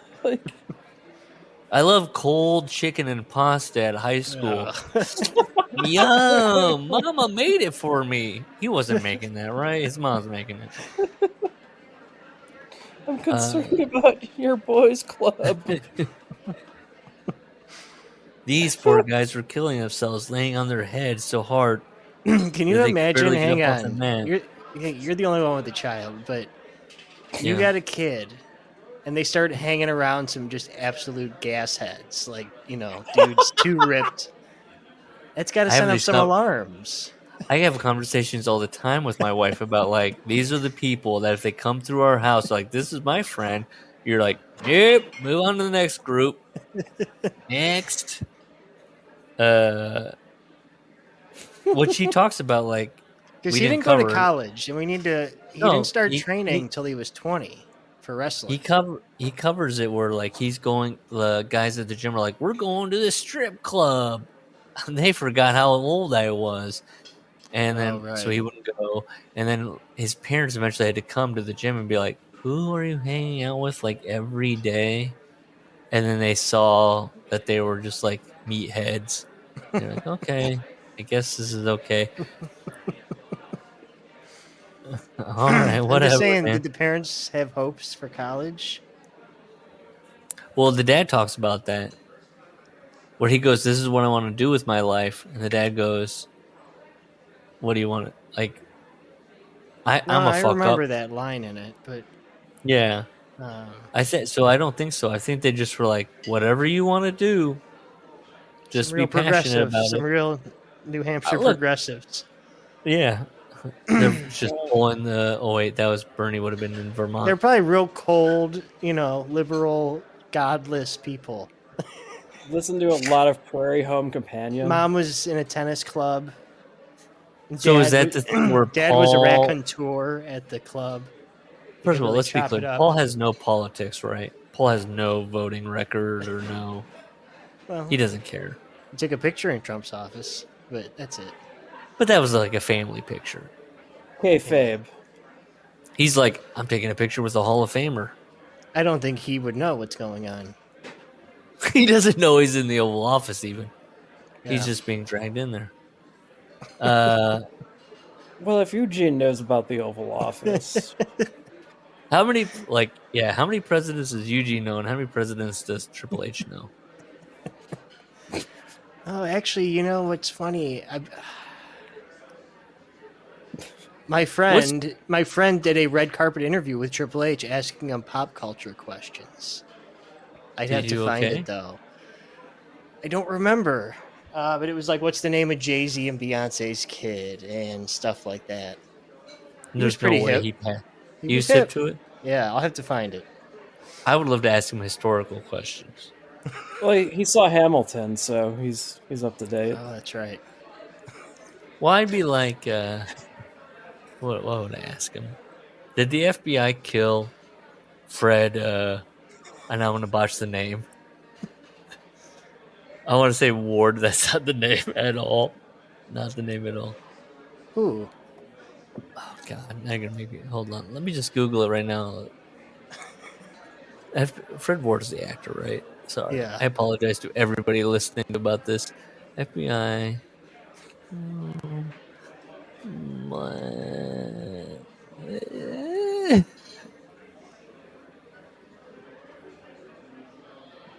Hampton. I don't know who that is. Oh man, that's you don't know who that is? I know who it is, but I couldn't remember his name off the top of my head. I think Paul would be weirdly up to it, but is pro FBI. I would ask him if Mumia was innocent. So, Killer Kowalski says, when are we getting those 5D girls on? Larry's going to work on it. But he also said he would get us... Just Incredible. Yeah, Just Incredible, and I'm still waiting on that. Well, listen, the Twitter, I just got full access to Twitter back today. Oh, my goodness. Okay, so now you can DM. Yeah. They put me on the naughty list. Damn, what are we doing if we're getting time out over in that? I don't know. Thunderdome. I think there was a snitch involved. Oh, shit. A snitch? Possibly. We got a rat? Hold on. It could be some prominent members of the internet wrestling community.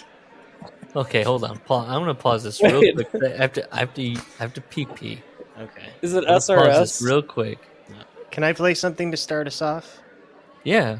I just want it. It's one of our heroes. It sets the tone for what we're doing. Share screen. Share. See, got it? Yeah. Oh boy, yeah, Larry. All right. When the bodybuilding thing started, there's these bodybuilders, and who likes bodybuilders? I mean, talk to girls in life, there's nothing. I can't say anything good about bodybuilders at all. What a total waste of your life. Because of the vanity? Yeah, just the vanity of just all day. There's nothing special about bodybuilders other than they lift weights all day. It's like beauty pageant. Some people are. I don't know. I never had a fascination. I mean, I like a good physique and all that, but to the point of being obsessed and like bodybuilders and the dieting and the whole thing. It's like, who cares? Like, I don't see any ability or skill in it at all. Same with fashion models or runway models. I mean, who really gives a damn? They don't even. They're too skinny. Who cares? They don't look as hot as they think. Yeah. That's right, Brett. I love You gotta that. love it, man. That's so funny because he has such like vitriol with Paul. I would just love to. God, Brett would be a great one to get high with, and just have him like give him a topic and have him shit on it. Mm-hmm. Pearl Jam. Oh my Talk Pearl god! Jam with him. Imagine Brett with like a faraway look in his eyes, being like, "Sorry, no," like. I can't picture him singing. Dude, Brett's perfect day is being high on Hawaii, listening to Eddie Vedder's ukulele album. That's his like perfect fucking day. Which is, by the way, I'm sorry, it's a good album. With an olive skinned gal in his bed. Oh baby. Why do his song was it Jeremy? In the song Jeremy, does he say Jeremy? Yeah. Jeremy. That's not the song. Is that how it goes? No. Okay. I was told when I first started dating my wife that she does a perfect Eddie Vedder impersonation. She's never done it for me, ever, not once. Wow. Yeah, I've requested it. She goes, "No." Hey, can you do a No, it's not gonna happen. She got not gonna happen now. Okay, he's training. By the way, he's at he's with Killer Kowalski, and he does the thing where he's looking at Killer Kowalski, and he's thinking, "This is what Killer's thinking. I could really do something with a good hair.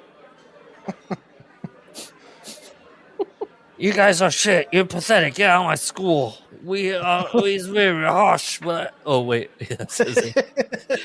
he was very harsh, but I know he was trying to toughen them up. This is DeMont. This is Bill DeMont. He's being like very, very like drop on your head. So he's making people flip over the top rope, like the Ric Flair bump. You're doing a flat back off the top rope. I do always wonder about these guys that are, fossils. He can't get in the ring and demonstrate it. No. And he didn't do half these moves anyways. Yeah, no, there's no way Kowalski ever did a front flip over the top. Which makes you wonder why, like, what made them go, "Oh, this is a move I need to make my students do." Yeah, get up there and do the corkscrew. Yeah. If Ric Flair had a school, is he like climb up there, do a 460? Let me see how it goes. God, the Flair school would be so much fun if there was like an amusement park of like doing the Flair match. Like, I want to do the flip over the top rope. Yeah. He's like, "What if you guys? Now this might sound crazy. Fall down after selling." Huh? And he hands the razor blade to each student. Here you go. All right. You know what? I had to scrape windows today, and I got out a fresh new blade. And I had just watched that Punk video. I'm like, I could go home right now and just a couple jabs. I was, as I call it, shaving screens with my razor blades today. Oh my god!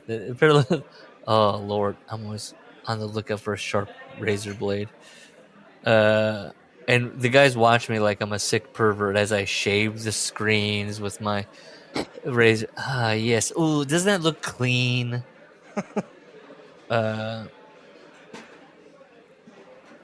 So I don't have anything. He goes to Triple H. He goes, "Now you got to do this thing." Triple H goes, I think I'm about to kill myself. I'm going to land on my head doing this bump. I was wrong. I nailed it dead on. Listen, I think I know how this was. Yeah. As someone who's been in the ring, and seen tons of training programs, it seems like if you're like a Logan Paul, he was a fan and you know how it's supposed to look. If you have moderate fucking athletic ability, you could do it right now. But did he have athletic couch cushions ability? in the living room, jumping off the couch? Come on. Yeah. That was the inverse for me, where it's like, I don't know if I could do some athletic. Like, I would never be a guy doing a corkscrew, but I definitely knew I was like, I can definitely land on my back, and I could definitely take the bump. And like, I remember having a friend just absolutely power bomb me on a toy chest, a wooden toy chest that my grandfather built, like over and over again.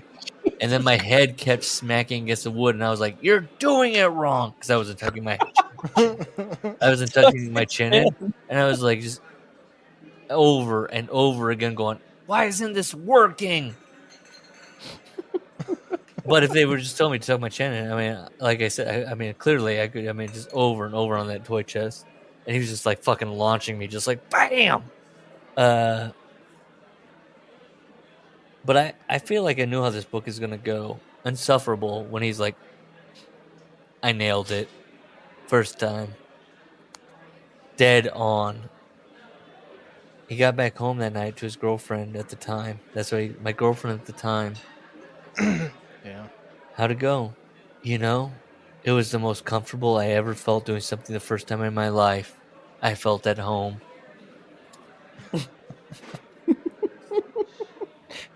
You know, I walked in and I just saw those two bodies. So then, a lot of guys at the school, their big goal is just to get on Saturday morning TV, to be one of the guys that gets squashed. And I'd be thinking, why the hell would you want to do that? I want to be the guy doing the squashing. And I like that Robert DiCaprio puts his thoughts, and this is common, his thoughts are in italics. He's thinking. Oh, right. Yeah. His dad is behind him. Paul's dad says to his mom, I'm going to try and do a New Hampshire accent.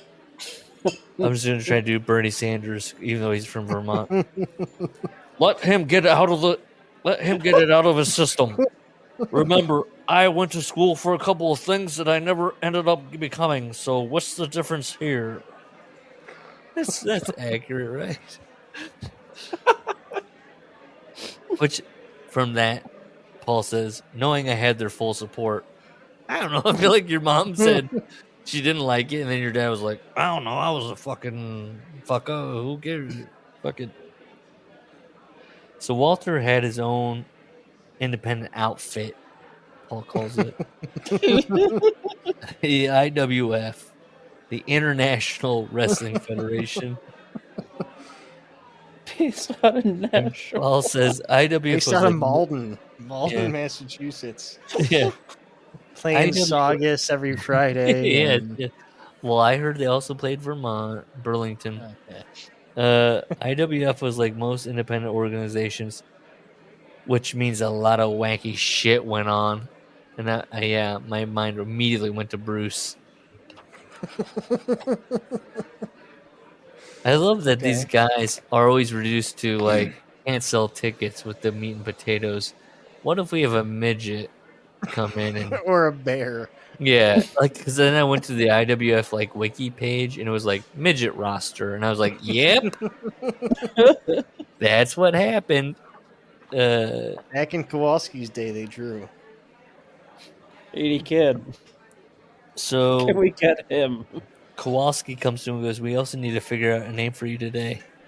Because he wants to print a poster. This is also a Stu thing where he's like, you got to get a passport in a week, which that's not how any of that happens. And he's like, you just go to the 24-hour place. Yeah. He goes, you got to go to this one place to get a passport. I don't pre 9/11 maybe. I don't. I don't know. Okay. Maybe I don't know. I read it and I was like, that's maybe back in the day. But he's like, we've got a tour in South America, and baby, you're on it. And I got to print posters to send down there. And it's like, what is this scheme? I immediately had my Stu Hart alert. Like, who was the one son that was always, was it Dean? Smith? Or Smith. Smith. He was running Puerto Rico, wasn't he? I was like, my Smith red flag went up. Like, wait a minute, what's Kowalski trying to do here? Because then when Triple H was like, and it never happened. Oh well, I was like, well, somebody made money somewhere. Wait, hold on. Gold's Gym is a very generous time off policy, apparently. That's true.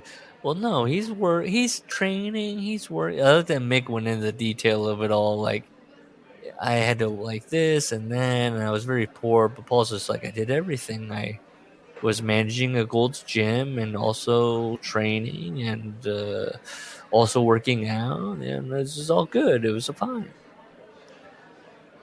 Well, here's Killer Kowalski's big idea. They had a wrestler named Jake Scream. And his gimmick was that he would scream the entire match. Every move he's doing, ah! Ah! And Walter looks at this guy, Paul, who he's like, this kid's the gimmick is so good that you need a new Razor Ramon type of just new guy doing the same gimmick. Yeah, he looks at Paul, who's like a once-in-a-lifetime talent, who he's like, this guy's got it. I can do something with this. They make you the scream guy. He did that. He goes, Walter's looking at me. He's going, this guy's like, can't miss. I can do something. And now Walter in reality walks up to him and goes, what if you scream the entire match? And you're like, Jake Scream's cousin? And then he goes, I don't like that. I don't want to scream all the time in the ring. And Kowalski goes, okay, then we'll call you the Terrorizer. So he's like, okay, fine. I don't know. He's like, he puts up a fight, he says. He's like, why do I gotta have a name like the this thing, the Crusher, the Killer, the. Don't steal the Crusher's gimmick. Yeah. Well, he's the man who made Milwaukee famous. He wants to make the name more real. And this is what you're talking about, Gus. What if it's... In the book where he just said that he doesn't pay attention to athletes. This motherfucker. He has such a deep cut here who was like, who the fuck is he talking about right now? He's an 8th round pick. Andre Rison? I don't know. Was a big NFL star. Was he? I've heard of Dan Marino, who Triple H didn't know. Yeah, he was. I've never heard of Andre. He was married to Left Eye. Who? Oh, and she burned their mansion to the ground. Oh wow, that was later. Yeah. That wasn't at this time. No, that was mid '90s. I mean, so right, that was a little post his career, but this was his prime. See, he came to Cleveland after being awesome in Atlanta, and the fans are booing him after 3 games. Paul's in the crowd with a hat and sunglasses on, so no one must know that I'm a big sports fan. They're gonna ask me about my workout. Yeah. You know what? If Steve ran into Triple H, it wouldn't be about the sex crimes. It would definitely be about what do you do for workouts? What's it like being married to Stephanie? Andre Rison was a big NFL star, so I thought it would be possible to pull it off if I messed around with the spelling a bit. And that's just, it is absurd that he goes, I don't know anybody. I don't even know Dan Marino, but he knows this Andre Rison. And he's like, Rison, Tara, Rison, Andre, Tara. Like, I don't know where he's going. What, like, I don't know. It's stupid. He's just justifying it. He goes, with the South American trip canceled, I made my debut a few weeks later in Burlington, Vermont. Bernie Sanders in the crowd. You think the members of Fish were there? I love this thing, too, because everybody's like, hey, my first match. You're learning the basics. You don't know. This is foundation. Not Paul. Not in 2004. I wasn't as bad as I thought I'd been for my. Because he says he watched the tape. For my first match, it wasn't horrendous. I see guys starting out now, and I'm like, oh, in italics, because he's thinking, this is Robert Capri. Like, Caprio's big. He's thinking now. Oh shit, he is not good.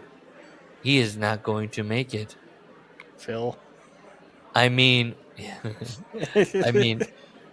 I did all the cliched wrestling moves and all that, but it wasn't horrible. Okay. I mean, I feel like if you were a new guy and you just did all the cliched wrestling moves, it was probably just not great. Yeah. Meltzer 1 star, 2 Well, stars. you don't embarrass yourself. Also, the picture of one of his first matches, I don't know if he probably went over it. That's a black guy. I'm guessing in Nashua, he's going over the black guy. He's in Burlington. Well, yeah, this guy looks like he knows that this other guy is going to go over him. And he also is his type aren't supposed to be world champions. He's also clearly lifting from the Harlem Heat. He's got the flames on his singlet. That's before Harlem Heat. This is before Harlem Heat in the 90s? Yeah. You think they lifted off of him? Well, okay, maybe not. Maybe if it was 93. I'm thinking it's 90 when he broke in. No, it's after. I feel like it's after. Harlem Heat was 93, I believe. Yeah, it's 93. Before that, they were the Ebony Express. Does this guy look like maybe he'd be in the Ebony Express? Okay, I got it. Wait, let's also look at Triple H here. Can we look at him? Yeah, I don't know what that getup is. Yeah, it's like a short robe. I can see why he's got a flat top. He's got the Bosworth himself. Not the Bosworth. The ziggurats. The Brian Ziggurites. Ziggurites. I'm sure it's Greek. So he's in this. What is it? I don't remember too many details about the match. Oh, it's just like this is his first match, but he does see an office in the corner. It reads the Vincent K. McMahon office. I remember looking at that thing and thinking, italics. Holy shit. When World Wrestling Federation comes here, this is where Vince actually sits. He's been in this room. And I wrote, and he's done sex crimes here. And then now he's not thinking. He goes, he got such a kick out of that story when I told him years later. How often did they run Burlington? Burlington's so sad. Maybe back in the days when Vince was running Portland, Maine, or wherever it was. I mean, yeah. Why do they is that made up story or what's the deal with that story? I don't know. Or is cage match good enough to go by a city? Yeah, it I'll is. figure it out. One guy remembers that, and he's like, he faced the one guy, 1 star. I mean, I don't know. Is that story? I mean, I have a hard time, believing that. That'd be like a local arena doing the. You know how they put the plaque outside the Hoffman, where All In was. Yeah, that would be that. But being like Vince McMahon was in this room once, and who cares who he is? If it was in the sketchy toilet in the men's room, next to the glory hole, that would be funny. But Pat Patterson's stall. I don't even. Yeah, is Vince memorialized anywhere? I think the Special Olympics has a wing for him. They have a wing for him, but not Randy Savage. Vince loved the Special Olympics in the mid-90s. What was that Randy's thing? He probably was betting on it. Remember 11? They have someone sing the anthem. They sure do. No, I don't remember that. Yeah, oh yeah. Oh, they were so broke too. That's like just. They have not been to Burlington. There has not been wrestling in Burlington, Vermont, in 15 years.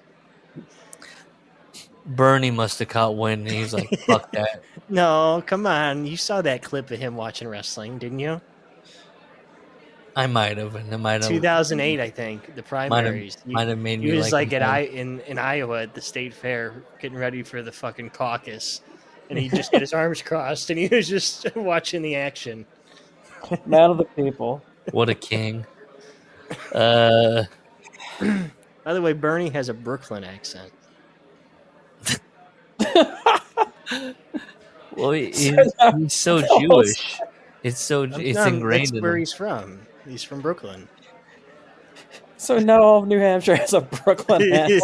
Well, no. When did he move? You should sound like Frasier. That's what I think when I think of these New England Here's the states. thing. It needs to be set in you, like why is James Kennedy British? It needs to be.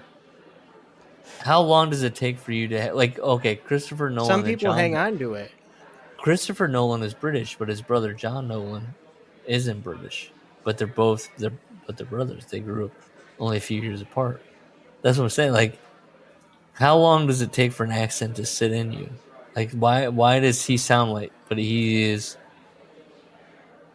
It's weird. Yeah. How much stickball do you have to play before you're like? And then how long do you have to live somewhere else where you adopt that? Like, you can adopt where people claim you can adopt. Like, he should have adopted by now, Vermont kind of. Hey, But I don't know. It's I don't know. You're Ohio through and through. Yeah. Now, what do I sound like? But you sound pretty flat to me. So I'm thinking you're Midwestern like me. Yeah, flat. Yeah. And then Gus is over and here. so I just don't notice it. But see, I do notice a really thick ass Midwestern accent. Now, people say to me, I've said in the past, you have an accent. Do people say that to you, that you meet? Like, did Sudi walk up to you and he's like... That happened to me for the first time when I was like 20. I played a gig like an hour south, which an hour south of Cleveland, you are in the South. Like, yeah, it changes. Mm-hmm. And we were like eating before the show, and this kid's like, "You got a fucking accent." I'm like, "What are you talking about?" I never thought about this. Son of a bitch.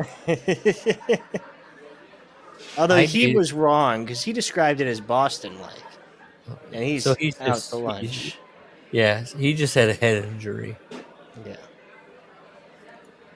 I had a girlfriend in this area whose mother from this area was like, "Oh, you're from out of state."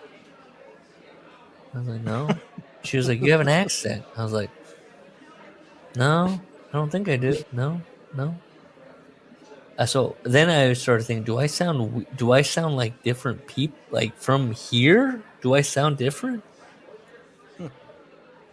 It's messed with my mind. That happens too. It's all degrees. I mean, there are people who have lived here the same length who one have a thick ass accent and one who doesn't. What's like a thick Ohio accent? It's like Chicago.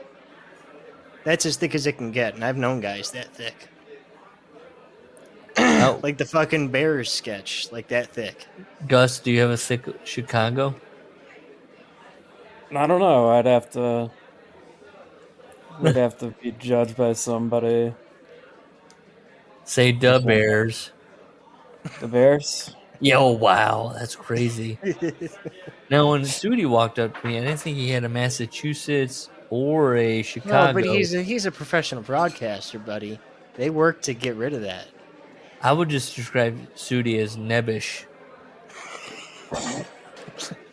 That's what I heard. Real nebbish. Just real. Absolutely, but... Robert Frost. Let me try this. Let me pinch my nose. Hi, how are you? Really going in tonight. How's it going? I thought you were going to make fun of me when I was... I mean, just look at Russo and McFoley. right? You know what's funny is like 2 miles from each other. Steve is from Missouri, and I feel I'm thinking Omaha is kind of like Indiana, because to me, Indiana has no accent, too. That's what I think. And then enough people have been like, "Oh, you have an accent." We're like, "Is it? Am I just kind of twangy on people?" You have a few Fargo-ish things. Yeah, maybe. But they're not heavy. But Steve, I hear him and I go, "Oh, you're Midwest. You're like rah rah rah rah rah Missouri." That's a different kind of Midwest, though. I don't know what that is. Yeah, that is more plains Midwest. Yeah. That's like we seceded from the Union for economic reasons Midwest. Harley race Midwest. Well, that's the context of what Steve is shouting. It's a lot of. Okay, so wrong pipe. Oh no, wrestling at the chase. So I hate this paragraph. I'm going to read it for you while you recover. Good. Yeah. I also got my official introduction into professional wrestling that night by receiving only half of the $50 I was promised. I got ripped off in my debut, which is the way it should be. So you learn right away that you can't trust everybody's word in this business. Yep. I was thinking about this. These men have no respect for themselves. It's the way it should be. It's the way it should be. I'm still struggling. There's like old school standards like that in my shit too. But yeah, I don't stand for that. That's horse shit. What the? He's just really drinking the Kool-Aid here, Jeff. He does that. That's the thing. Or it's like when he said about the training thing. I'll recover it. It's okay. I'm going to talk. It's the training thing where he's like, yeah, it should be hard, and guys should be like, this hurts, and he's like, yeah, that's right. Yeah, he's like, yeah, and it should be this. It's not paying it forward. It's whatever the opposite of paying forward is. I can't pull the ladder up behind you. People are like, oh, he's grown now. He's not a sizist. He pushes smaller guys now, but it's like, I mean, he does have an obsession with carrying cross. Like, he still has that itch. I think it's more and none of those like small guys are on top. Yeah, it's more like he's just whatever's available to him. Yeah. I think Shawn Michaels has more of an obsession with Johnny Gargano than Triple H does. If Triple H was given an option of carrying cross or Johnny Gargano, he's going carrying cross. Mm-hmm. Have you seen his goth wife? Brian Gewirtz has. Yeah, and he's like, let me see your nails. What if I put your nails on? We take a picture. And he's doing that in the picture. Yeah, I just had a flashback to like a 2014 Observer news blurb that was about Triple H wanted to go with Roman and Vince wanted to go with Big E as far as the next face. Yeah. Really? What do you think about that? I can't believe that. Who told Big E told that to Dave because Vince wanting to go with Big E is the next. Come on, he tried with Lashley for like 5 years, like in the 2000s. He wouldn't quit him, even though he had no charisma. Like Big E would be too short, I would think. Yeah, too short. Maybe that's Brian Gewirtz. Oh, if there's ever a Brian Gewirtz guy, it's Big E. Yeah, that's true. Pancakes. It's funny. Where's my box of cereal? I don't know where it's at. I got Booty Hose. I mean, that it's been said before, but Big E is going to definitely be a guy where people go, why didn't they do more with him? What happened with him? And he was just always relegated, and then his championship was just like here you go, here's a watch. Listen, can we get over the Shelton Benjamin shit? What the fuck? Did people? Were people? I mean, for like a week on Twitter, we're like, why didn't this guy have a world title run? It's like because you just posted in that clip everything Cooley ever did, and that's about it. Selling. What cool moves? Hey, I'll say this. No, what cool he moves had his did cool moves that he Did did he have cool once. moves? Yeah. I didn't see. That was awesome when like he ate shit from Shawn Michaels. Yeah, there you go. I like that. Well, did you see him in Japan? He didn't do much in Japan. No, I did not see him. That should tell people. That should tell people. No, he was pushed where he should have been. These new fans. Well, We need gatekeepers. We do. You need to be educated before you enter the fandom. That's true. Like Triple H. Wendy. Yeah. Speaking Growing up of- watching Test, can you imagine your wrestling being shaped by watching Test? I know. It makes you love darts. Or what did you call them? Circle pin or circle pins or something like that. Yeah. What? Hey, look. It's throwing. Look, I do it at the bar. Hey, are we doing this? Are we doing this? This is like bowling. Are we doing this? I love. Look, I love the characters. It's fun. It's fun for people that have stepdads. They're like, this guy will love me. Is that anything? Okay. Darts? Next, darts. They're like, this guy seems fun. He'll take me to a water park. Next, I don't know. So he works some indies. Pat Patterson sees him as he's scouting Hold boys. Kowalski says next Saturday. You can make a lot of money in this. Next Saturday, I'm gonna put the title on you. You're the top guy. And I wrote So is Bruno too. This promotion is in shambles. This kid has just walked in, and Kowalski's like, "All right, you're the biggest. You're the guy. All right." You're gonna scream. But then he does meet Pat Patterson. And Pat Patterson's like, hey, keep on it.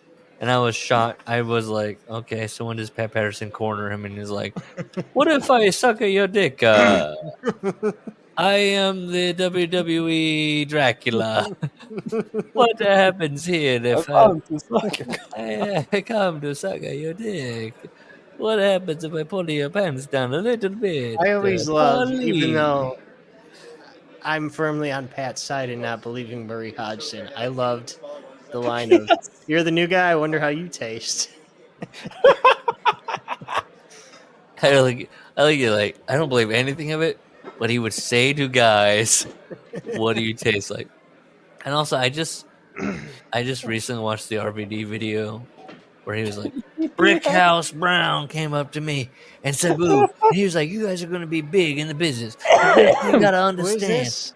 RVD has a podcast now, apparently, or maybe he already has.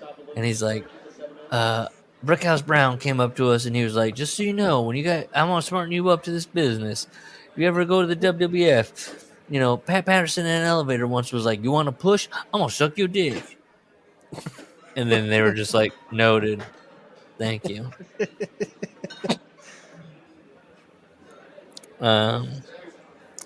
So then he does the Mick Foley thing, which he doesn't acknowledge. But Mick Foley, remember when Mick Foley made a resume and went like headshots and everything and sent it around with tapes and all that? Mm-hmm. Okay. Triple H kind of goes, I'd been wrestling for, what does he say? I've been wrestling for 1 year, but he lies and says 1 year, 5. but he goes at 5. I just made stuff up. Completely bullshitted. He just like wrote stuff and then like sent it around. Memphis is interested in him. Japan is interested in him. Japan isn't enough money. Come on. Who's You signing think- him in Japan? Tori Human? Michinoku Pro? War? War. He could be on the Warlords team in a 6-man.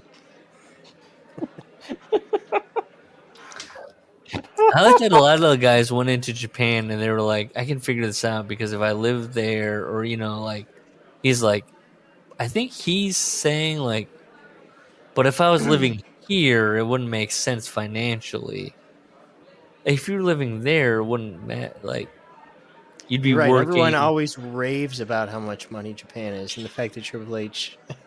Hey, he's he's like, managing a Gold's Gym. Like, there's probably it like wasn't enough money to survive on. They'd probably make him go through the dojo. Make him be a young boy. Well, this Get makes his it back like pissed on by doing the Jushin neck Liger. rolls. and that's someday we'll do Ring of Hell. Well, okay, so if that would have happened, Liger's never getting booked on NXT, which he did get booked on. No, Triple H is a bootlicker, so he'd have loved it. He was teaching me respect. It would have. That's the way it Liger should would be. have. Liger would have been booked twice. He would have been NXT champion. Man, so imagine Triple H is like a Johnny Ace type. I do imagine him as Like a top gaijin. He's like Masawa's young boy. Like, trading wins with Scott Norton over the IWGP title. But then you cut to Raw, and he's losing to Taka Michinoku. He's like, I have to respect him. I'm losing to him. And Vince is like, what? He runs the dojo.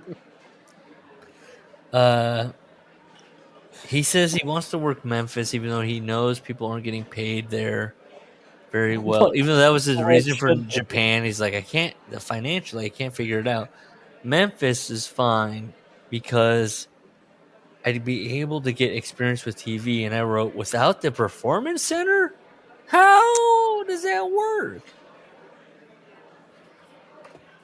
There's no indies left. What do you want these guys to do? Well, how does he? If he goes to Memphis, or not indies, but territories. Yeah. Well, if he goes to Memphis, how are they showing him how to look at the hard camera? That's true. Okay, so then he goes into this whole story where he's like, I can't go to Memphis unless I go to this guy Tony, my only friend. Yeah, and I'm like, Tony, we can split the rent. We go to Memphis, we'll split the rent. And Tony's like, I'm good. And he's like, what if? By the way, they don't allow that. Maybe this guy's like, I'm not going down to Memphis with you, dude. He's just like, it's Tony. He cannot leave this area. He just wants to live with his parents. He's happy with his life. He wrestles on the weekends. He doesn't work. He just lives at his home. And Triple H is like, the fuck is wrong with this guy? I think I found this guy. I think I know who it is. Oh shit! I sent it into the little chat there.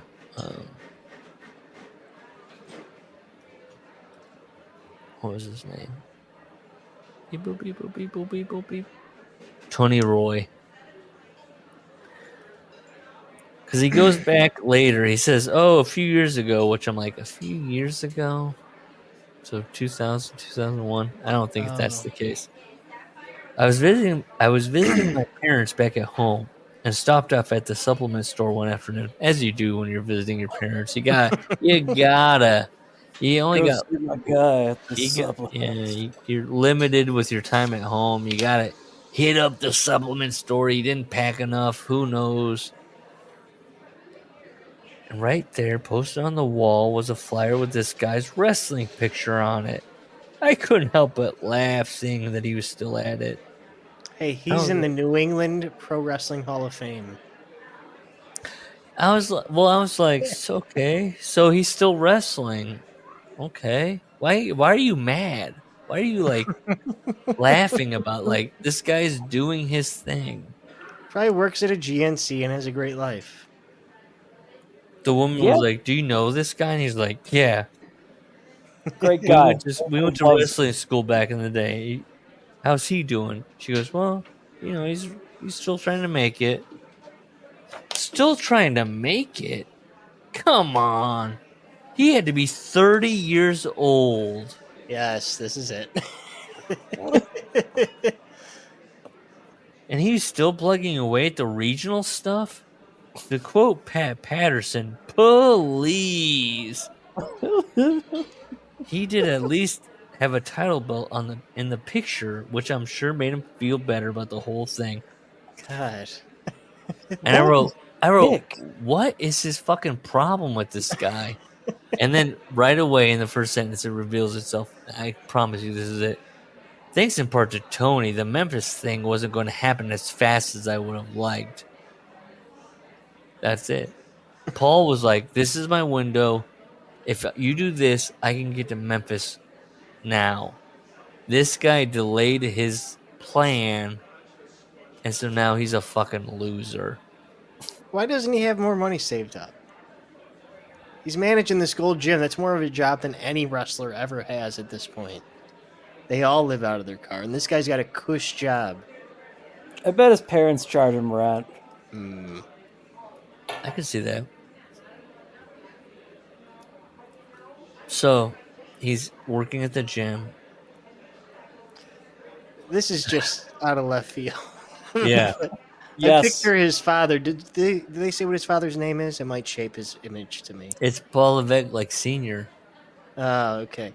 I just imagine him. He's got a blazer. He goes to the yacht club, and he carouses with the women. Yeah, and that's why Triple H is distant and needs a father figure, because his father, Paul Senior, was a philanderer. I'll buy into that. Well, we get into the whole thing here of like the consulting firm that we used for our sales department at the gym was the same one that Flair used for the Gold's gym that he owned. Well, yeah, probably they used the same in regions, the same firm. The consulting people came up to our gym on a regular basis, and I got along real well with the guy who ran the company. I bet you did. After one of our meetings, he invited me out to their next seminar. I wasn't jumping at the chance to go, but he was able to quickly convince me Ric Flair is going to be there as a guest speaker. He knew I was a wrestler and thought I would be into seeing Flair. He was right. So I wasn't sure I was going to meet Ric Flair, but I threw my resume in the bag just in case. As it turned out, I did get to meet him while I was there. We had a quick, polite conversation, and Rick was nice enough, but typical Rick, he was more geared up to go out and have some fun, not hang around a marketing conference all night. And a Mark conference. So then, another guy he meets at this conference, that he was like, the St. Gold's Gym conference, was Chip Burnham, a promoter and regional ticket salesman for WCW. He was thinking about investing in some gyms. Okay. That night, a bunch of us went out. Promise you, Paul's not drinking. Jim and I started talking about the business because the other people we were with told him I was a wrestler. I could tell right after the meeting that Chip was a good guy. Okay. He's got the end of Bob Doo. So Chip says, you should send in a tape. And he's like, I got a tape right here. He reaches into his bag like a nerd. Like a waiter in Los Angeles pulling out their screenplay. Yeah, this is where I think about like, so Paul's like, he's planning, like, he's like, maybe, imagine handing it to Ric Flair. And Ric Flair's like, okay, and puts it in the trash. He's like, bye, see you later. Don't care. Thank you. But he found the guy that's like, thanks, you're prepared. All right. Now, here's the thing. So Chip Burnham is dead. He passed in 2017. And when Triple H is talking about this whole process, he says that Chip's like, okay, well, I don't know wrestling, but I'll give it along. Then Bob Duke calls him and goes, I don't know wrestling either, but I like it. So here you go. But this is how he writes it in 2004 in the book. He writes, "Yeah, Jim gave me your stuff. ... Yeah. ... It looks pretty impressive." When he's being filmed on camera, Paul, his recollection of it is he's like, "Yeah, I don't know. I like it. I don't know if anybody else is gonna. I mean, but I'm in the one in power, so here we go." So it gets kicked down to Bischoff, and Bischoff says, "How do you know Bob Do?" Bischoff also working the angles.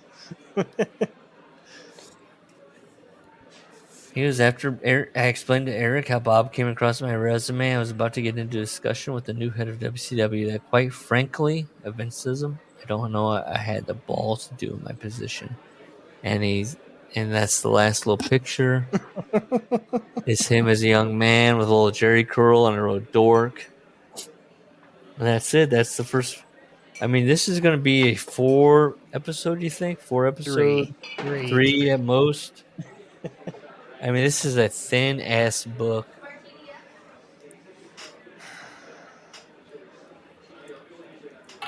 What do you guys think? Yeah, he's a weird guy. But you know what? It's also a very fascinating story. This guy set out to do exactly what he did. He did. I mean, if anything, he is now in power over the McMahons. Let's think about that. Yeah, he's usurped them. I mean, but He's what got I like to think Caitlyn about, on the side, and I'm sorry, was that confirmed? who's Caitlyn? You didn't hear that story a couple No. months or two back? You don't remember her from like the 2010-ish era? She was, I don't know, was she on ECW? She was a thing? She was the thing with him? I know who you're talking about, but there's an NDA rumor. Oh, that she's an NDA rumor. Listen, she was a athletic lady. I could see him. I don't know. That's all I'm saying. Oh my gosh. When you type in Caitlyn NDA, the first thing that comes up is Triple H was involved with the 37-year-old. It's fact now. Amazing week. haven't read it. Haven't read the NDA. Oh, here you go. Look, we just sold 60,000 in Perth. Here we go. Are you ready for this? Speaking on his Ryback show, the big guy claims sources told him that something went down, quote unquote, between Caitlyn and Triple H before she departed from WWE a decade ago. He stated that the former Divas champion might have signed an NDA preventing her from telling the alleged story. There's a story there that there's probably an NDA there. Caitlyn's responsibility to fucking tell that story is not mine. I have it on close accord from people that came and told me with things that were there directly involved with her, that something went down between her and Hunter. And I'm going to use your fucking brains. The people with everything. And then she leaves the company almost immediately after. Do you think that's a fucking coincidence? Ryback said. Can we get Ryback? Like, just sprinkle around like 50 here, 100 there, and just get like some of these like low lives. Well, here's another quote from him. I was gonna do a mashup. If Ryback could be interviewed by Hannibal, I'm here for it. I know, but what Ryback's asking big money. We could do like a Crossfire show where we just bring on 2 random like people. Or, you know, a way to go through Ryback is to go, you can just promote whatever you want to promote every 5 minutes. Just, I don't care. Just say whatever you got to promote. Bring it up every 5 minutes. If I got a panel, Crossfire style, it's Hannibal, Ryback, Bix, and I don't know, Ryan Satin. Oh my god! It's exactly Gus's original idea, the Workers Club, of like Bix is smoking a cigarette, talking about $5. You know, Oh, I'm sorry, Sean Rassap. Bix is the one going, can we talk about this? Talking about Topic is the Otani betting scandal. Hey, maybe she did have something going on with all of it, but I would love to find out if there's a fucking NDA with that and an abuse. Not because, hey, people cheat on their spouses. I'm not, whatever. People fucking do their lives and their business, right? But if you have a fucking company and you're abusing power and NDAs that are involved and you're fucking affecting people's livelihoods and careers, fuck you with this. Okay. Beautiful thing with the crossfire thing, though, too, is like people will talk shit about other people and that'll want to rope in the other people and they want to come in and respond to their stuff. Like, we just create this drama. By the way, during this episode, Ryback revealed he would be willing to negotiate a comeback. I'm sure he would be willing to negotiate that comeback. Ryback made me think of I hadn't heard from Michael Elgin in a while. Oh no. His last video is called Goodbye Pro Wrestling a month ago. Oh no. It's 40 minutes long. We'll have to invite Otaku. Does he have a ukulele? I have okay, Otaku is a hard man to get. He's paranoid. He's skeptical. He knows everyone's out to get him. But I found his Instagram, which is not often used, and I sent him a very nice message. I'm really working hard. I haven't roasted him in a while. I'm still friends with him on Twitter. We're gonna get him. We're gonna get Mark Madden. We're just okay. all Hang the on. chaos. But speaking of that, if we I get have him, a question for you, Mr. Wilson. Yeah. On his channel, he does what's called an open fight night sometimes. Where you can come on and just talk shit to him. You want to do it with me? I wouldn't talk shit to him. I just have questions for the poor boy. Yeah. No, you don't have to attack him. I have questions about when he's like, I'm always a nice guy. He said, this guy says, I'm always a nice guy. I don't understand why women don't like me. Why are they such fucking ugly cunts? And it's like, well, right there. I feel like we're tapping in right there to what might be the issue. He's like, all you motherfucking cunts, you just want to have good looks, and it's like, well, you are wearing sunglasses inside. It's not even about looks; it's about choices. They let him go on national TV under those bright lights. My question would be like, do you understand the disconnect when you make the choices like wearing, like you are insecure about your eyes, so you wear sunglasses or whatever, or you're not, whatever, it doesn't matter. Do you understand the disconnect about like, oh, women don't like me, but I'm so aggressive. I'm like so aggressive about it, about your perceived slights and yeah. Like, does that hit? Does that ever enter your brain? Like, maybe I should be softer. Maybe I should.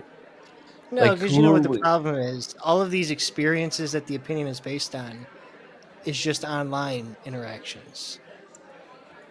It's not real world interactions. It's a girl from the Philippines, probably. I mean, this has been hinted at before. Yeah, maybe you should ask him. Have you ever applied to 90 Day Fiancé? He would get on that show. 100% he would get on that show. If I'm a producer on like a shit reality show, yeah, I would bring him on. Dude, a 90 Day Fiancé, I'm hiring a Taku. Can we? He doesn't drive though. You gotta send a plane to Baltimore. That would play in the 90 Day Fiancé. Yeah, if he doesn't drive, you cut to the 90 Day person. She's like, he doesn't drive. I thought everybody in America drive cars. And then people at home are watching and going, this guy's such fun. That's insane. Man, I don't know. Yeah, you're right. Like, you watching him and reviewing him on the stream. I mean, we have the inside scoop. Covers that. Not Dave Meltzer. I'm just saying, otaku is going to be a pop culture icon if that ever happens. Does Dave know who otaku is? No, I don't think so. Does Brian Alvarez? Because otaku doesn't get the Observer. He always cites like WrestlingNews.com. It's just like I really don't think he knows where news comes from. Come on, we got to talk to this guy. We got to talk to this guy. I can't. He doesn't know where news comes. He doesn't. Well, that speaks to like a whole litany of problems. Yeah, like is that the whole world? You know what he's like is by saying is I'm hearing, or I've been hearing lately.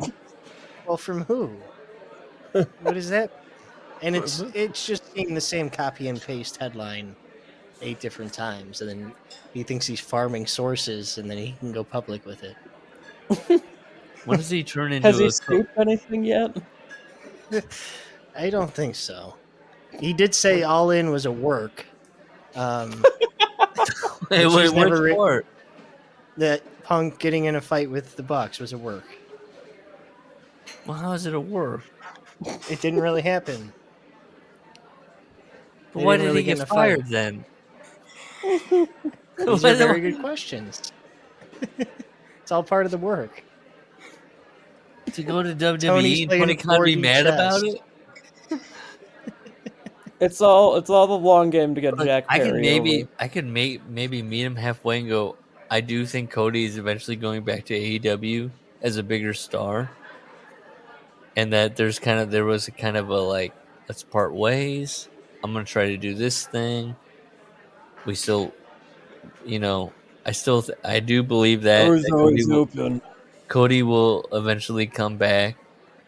Although the only part of me that thinks Cody will never come back is that I'm about to be otaku here. The disagreement was about what's Brandy's position exactly. What's going on with that? Do you think Brandy's been humbled? I would say this about Brandy. When she was with AEW, she was like, I'm doing shots with Brandy. I'm doing cooking with Brandy. I'm like Stephanie McMahon over here. And now, she's had a kid. She's over in WWE. And I don't see a lot of updates on her YouTube. I don't see a lot of go-getters. Like, I'm going around to these local restaurants and trying their drinks and talking to them. I feel like that's all died down. And it's just, well, you're making a lot of money, so it's fine. Do you have to be the Stephanie McMahon of the situation? Do you have to be a power couple? I say that. Do you have to be a power couple? That was always annoying. No. I mean, she was always the worst part of AEW. Like, people be like, "What a great NXT for her," right?" I mean, did she do anything? You could say the same about TNA he did this little minor Impact run. Oh, really? Did you do? Yeah. It was always like, okay, all right. It was like any AEW pay-per-view. It was a great pay-per-view, and then Brandy cut somebody's hair.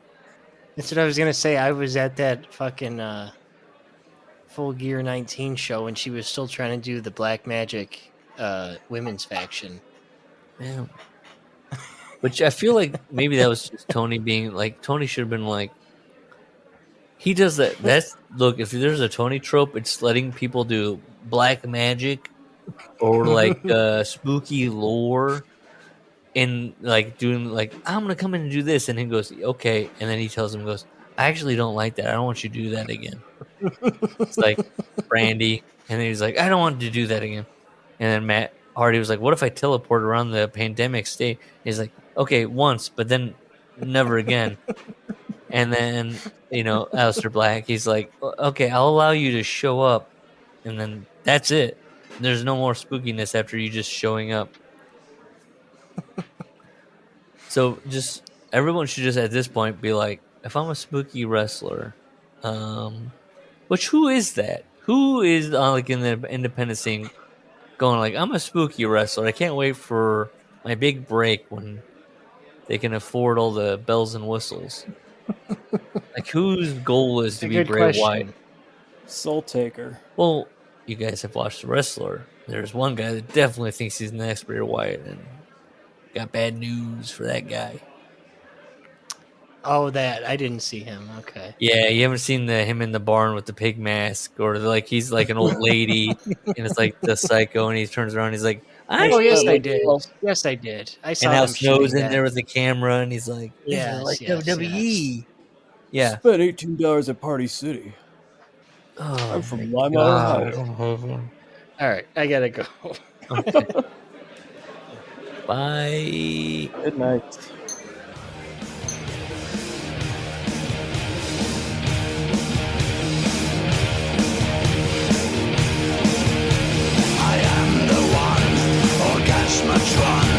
The outstretched, grasping hand. My image is of agony. My servants rape the land. Obsequious and arrogant, clandestine and vain. 2,000 years of misery, of torture in my name. Hypocrisy made